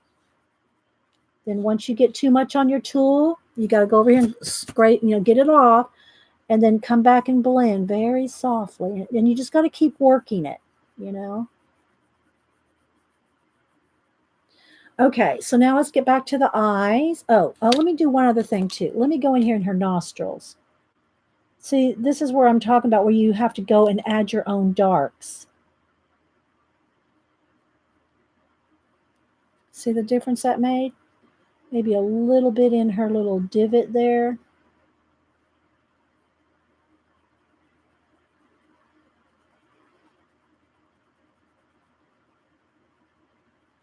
Maybe the slightest bit of dark red here.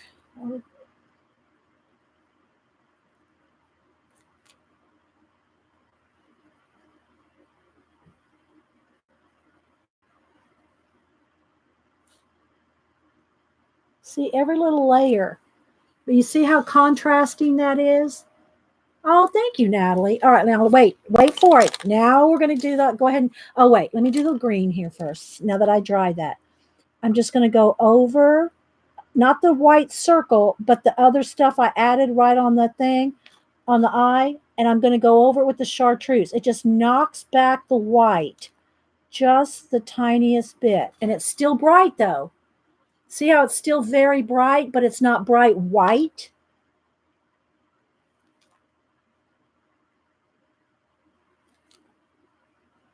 And then if you want, you can take a minute with the moss green. You got to get it real sharp, real sharp.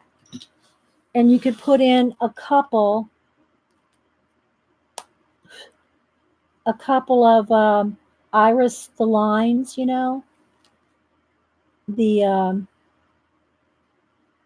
lines in the iris. Just a couple like that. You only, it's just that like your eye will fill in. Your eye will fill in. Okay, so here we are. Now we're going to do her eyelashes. She's going to have black eyelashes. Okay, so first I'm going to just kind of, you'll see the difference here. I'm just going to kind of get my eyeliner. Okay.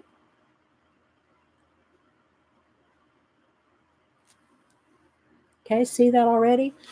Now I'm going to go into that line that I just drew and flick and do it very, less is more.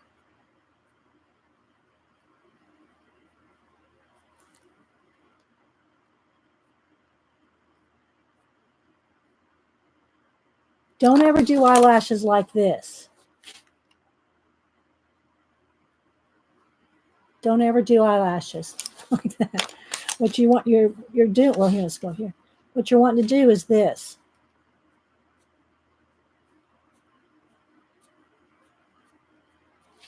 Okay.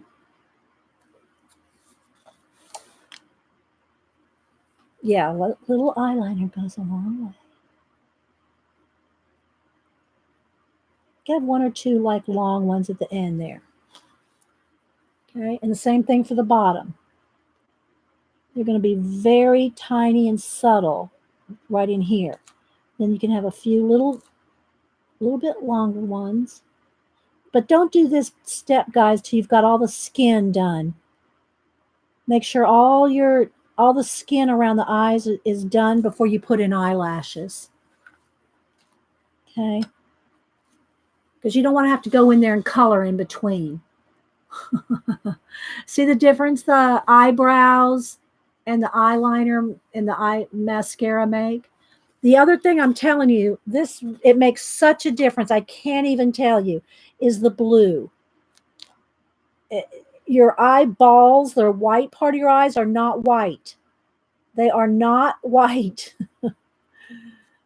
If you just add that little bit of blue, it's going to make them look so much more realistic. Just saying.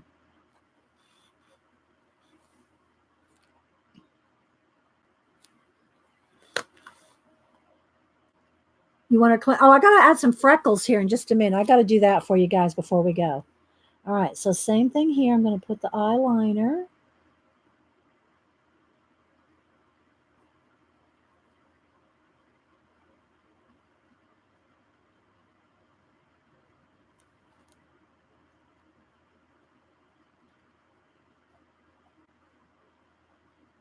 And you want this to be, this you kind of do want to be a waterproof pen. I know the pits are. Or make sure that you finish spraying everything first with your fixative, because you're going to be wetting that with the fixative, right? You got to think about all that stuff. Okay.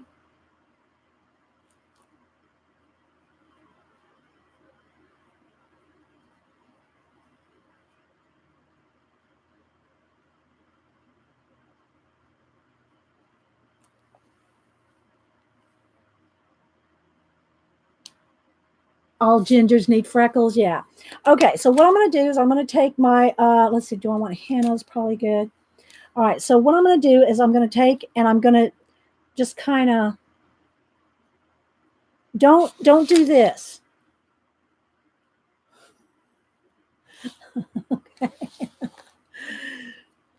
Just kind of do a few little, and less is more. Just do a few. You're going to have some across the bridge of the nose.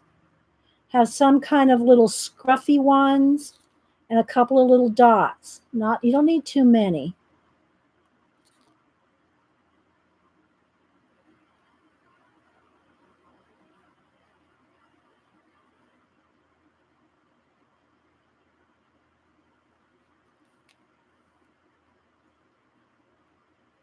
You can go back and pick out a few little darker ones.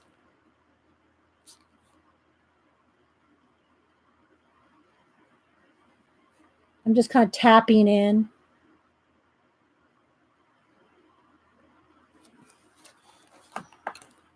Okay. And you can even take your tool and with just a tiny bit of pigment on there, just kind of, tap in a little bit of color on them just to make it look like a little odd colors there.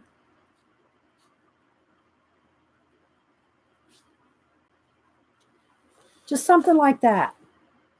Okay, now I'm going to back out.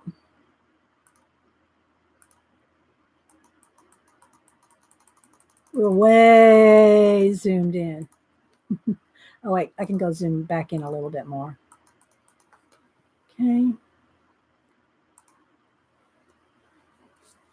Okay, so you can kind of see how far we got. Before you go, can you show the picture of the commission that you're going to do? Okay, Picola, yeah. I've already done, I think I've done 4 of his grandchildren. I think this is the 5th one. Let me go to my phone. And I'll probably, he doesn't care if I do it online. I've done one, I think I did one of his grandsons. I did one of his grandsons live. Where is it? Well, what did I do with it? Here it is.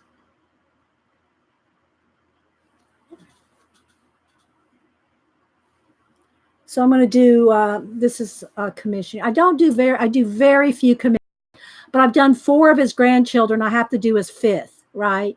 I can't not have it.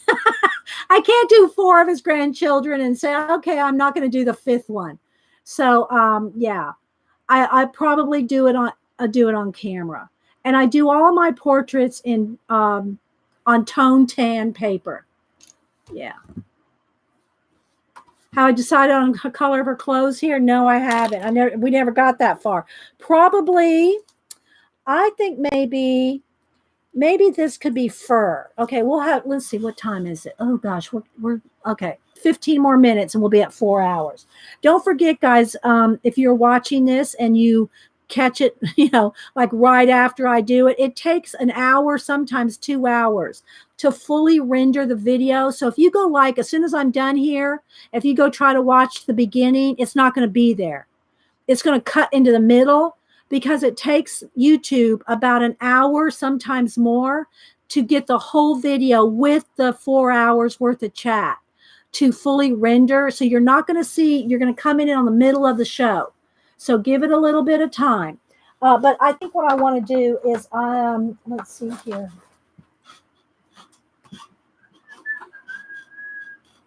I think I want it to be, let me go over here, hang on. Like a Kelly green, but this is permanent green, extra dark. I think what I want to do is I want her to have like a velvet dress, a green velvet dress. She's going to have a red rose, a green velvet dress, and we'll make this white fur. So let's just go ahead and put in a little bit here. Just so we can kind of see, that's not green enough. I think I might need one lighter green here. That looks a little gray. There we go. That's a little bit. I mean, I don't know if y'all can tell, but I can. I'll do a little fur real quick if we have time. See, my point here is getting a little worn on the very tip.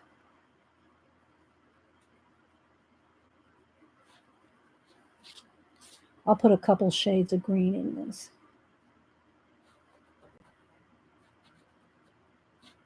So we'll start with this.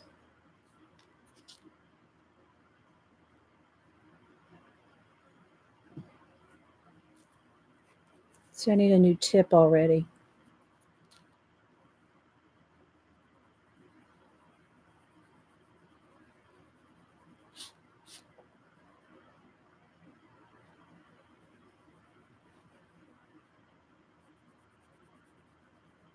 Not looking at chat, guys, because I'm trying to hustle here.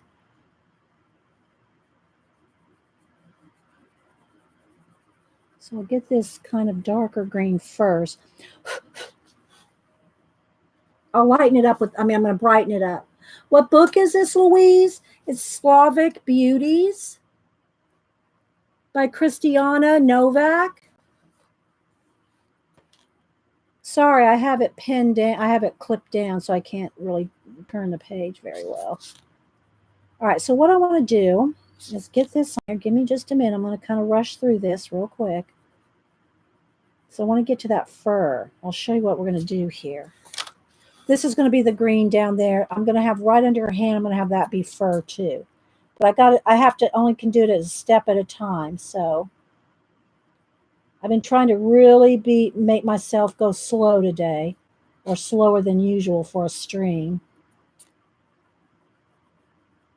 I'll finish it up today after lunch, and I'll post a picture on Twitter, Instagram, Facebook. Okay, I think I got the bulk of the points made of how to do whatever. Okay, now what I'm going to do is I'm going to take maybe this lighter green here and just put a little. So there's like 2 shades of green. It's not really showing up on camera. Oh, because I'm so far away. Well, I'm going to leave it up where we are now for a minute. Okay, so I'm going to put these 2 shades of green because I want to get to this fur real quick. Okay. Okay, I'll leave that for now. It's kind of a couple of shades of green in there. I'm gonna work on that green. I'm not loving that green. It needs a little bit more brightness to it. And of course, it's going to be shading, pencil shading, whatever. But I want to show you the fur. So what I'm going to do is take my eraser. Okay. Is her hand resting on a basket? I don't know. I have no idea. Oh, you mean you think that's a, you're right. I bet that's a basket. I bet so, Devin. Oh my gosh. Thanks for that catch. Let me erase that green. Let's just on a basket. See, I don't even know if I think that's supposed to be her hand or another arm, like kind of in front of the basket. You're right. That's a basket. Oh my gosh. Good catch. We'll be doing that brown. Okay, so let's ignore that for a minute. Let's go back to the fur. Okay, so what I want to do, I think I'm going to take my tiny one. Where's my little? This one's got the smaller eraser. And I'm going to, I want this to be furry. So I'm going to take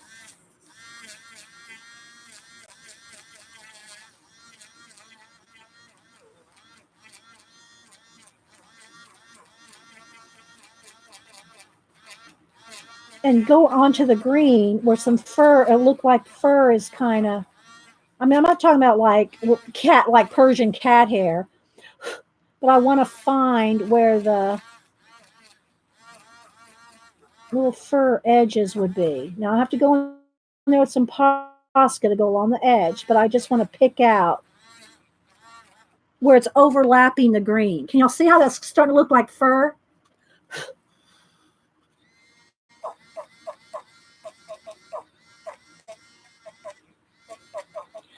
All right, now I'm going to take my Posca where the line art is. I probably could have just even painted that in, but I wanted to show you that you could erase it out. Okay, so I'm going to get rid of the line art right along the edge.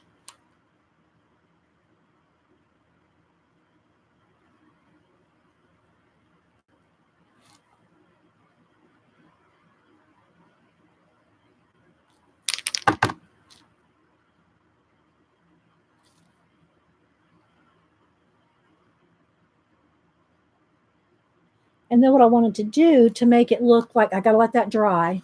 Can y'all see how that looks fuzzy kind of? Again, I'm going to work on the green, and there's going to be more shadow around that. Let me dry that with a heat gun. I'm trying to get this as squeezed in as I can here.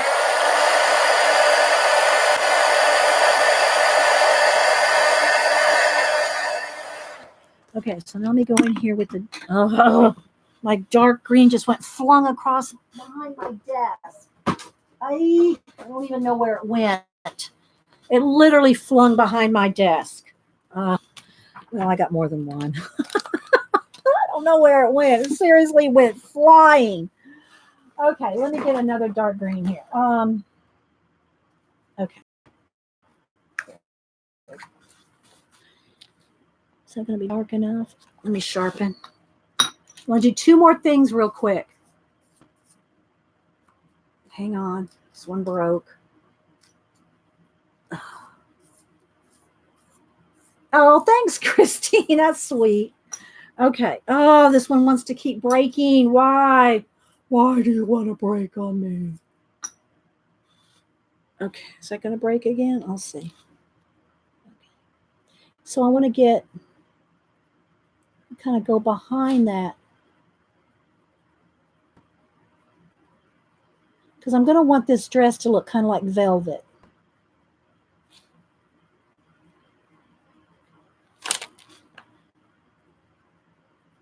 I want to show you what I'm going to do with the fur. Hang on. I'm glad you caught that, Devin, with the basket.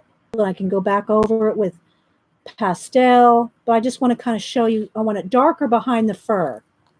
Okay, just shadow it like that. But the last trick that I want to do, and I should look this up. I should look it up if I want to get it really accurate, but I don't have time. Is, wait, that's not what I want. I want a black, like maybe a brush tip, my black. I want something waterproof, which my Pitt pens are. Okay, I'll go ahead with this. I want those black. I don't know, what is it, ermine? What kind of fur has those little black lines in it? I should have looked it up. Gonna say I should have looked it up, but like that. That kind of fur. Is it ermine? Is it ermine that has those little black lines like that?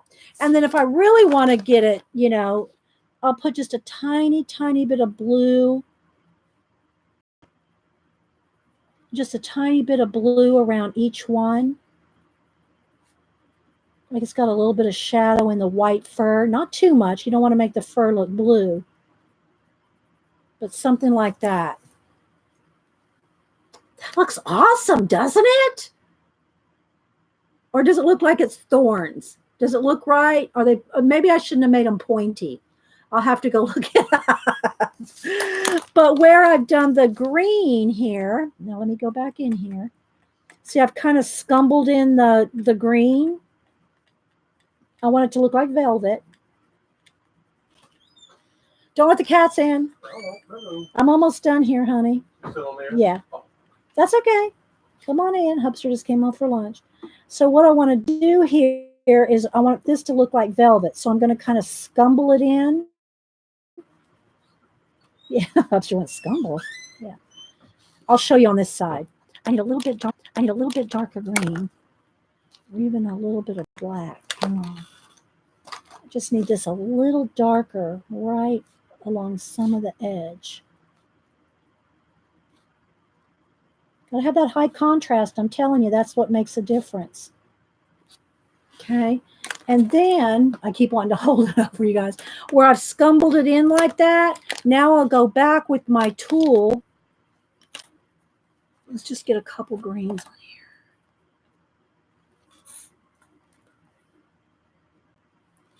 And go over it. It smooths it out, but you're still going to see the like a little bit of scumbling in there to make it look like velvet.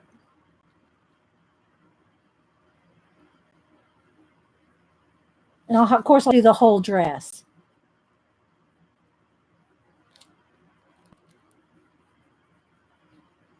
Okay. I think that's good for today, guys.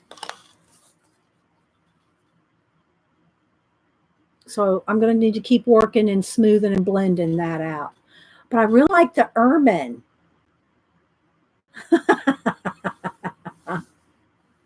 Green under the basket handle. Put back. Oh, so you think that's part of the dress. Okay, so that is part of the dress and that's just the handle. Okay, I was thinking that maybe this is a whole basket and the apple's sitting in a basket. But you think that's her dress there? That's her green dress and that's just a handle. Okay, okay. All righty, we're going to go with that then.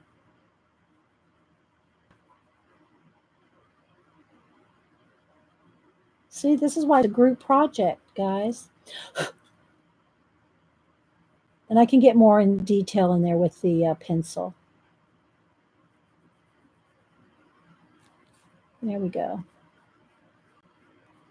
Is that going to work, guys? With that? Yeah, that looks right. It could be either, but yeah, I think you're right, CB. I think that does look better because it looks like part of her dress, right? So yeah, and then I'll just keep working, you know, and again, I will spray it a final spray when I'm completely done. And any of the areas here, see, I can come in here with my eraser. Although I am going to, I think I'm going to paint the border black. I haven't decided on the background, but I think we got enough. And the rose is going to be red, the tint of her lips. That's going to be the color of the rose. And I still have to do a little bit more on her, on the apples and of course her hands, you know. So there's more to do. But I think for like, considering we probably chatted for an hour before we started. So that's about 3 hours worth of work. So I think that's pretty good for 3 hours. Oh, one more thing. Oh, wait. Where's mine? No, I want the sienna, not Tuscan red. Is my sienna the one that went flying? It could have been.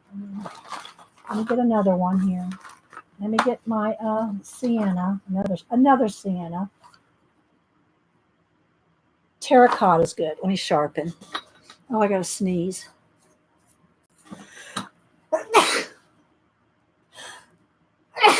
Excuse me. I forgot to show you these curls. Let me zoom in real quick. Let me zoom in one more little step here. The curls.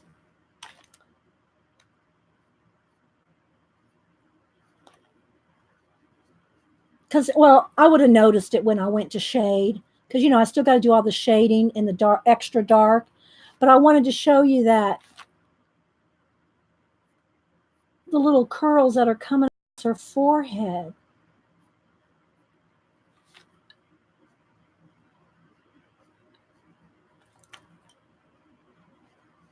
In these bigger ones, I'll work on in a little bit. But I wanted to show you these small ones.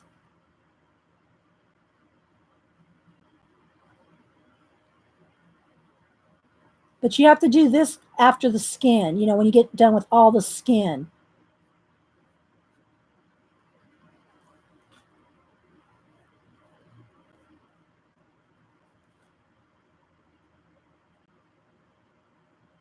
But again, this is one of those high contrast areas that make it pop.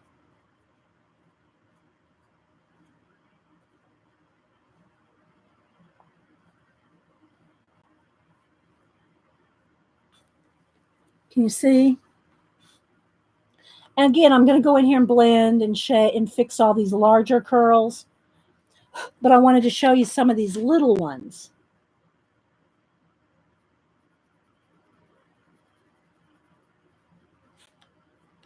So thanks, everybody, for hanging out on Hump Day. Thanks for all the thumbs up. I will post a picture of this when I finish. I'm going to try to finish it today. Okay, see the difference in those little flippy curls? Oh, thank you, Shauna. See the difference when you add all those little curls? See, I still got to go around all her hair there. And I'm going to make them blend in. I'm going to make them, you know, feather in.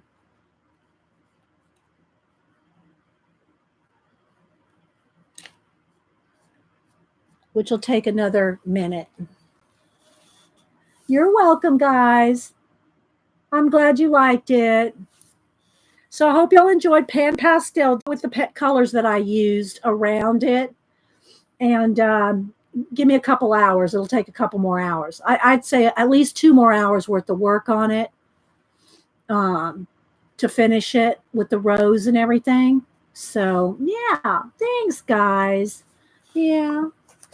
Thanks for joining me. All right, guys. Thank you so much. We'll see you later. Thanks. Thanks, everyone. Bye.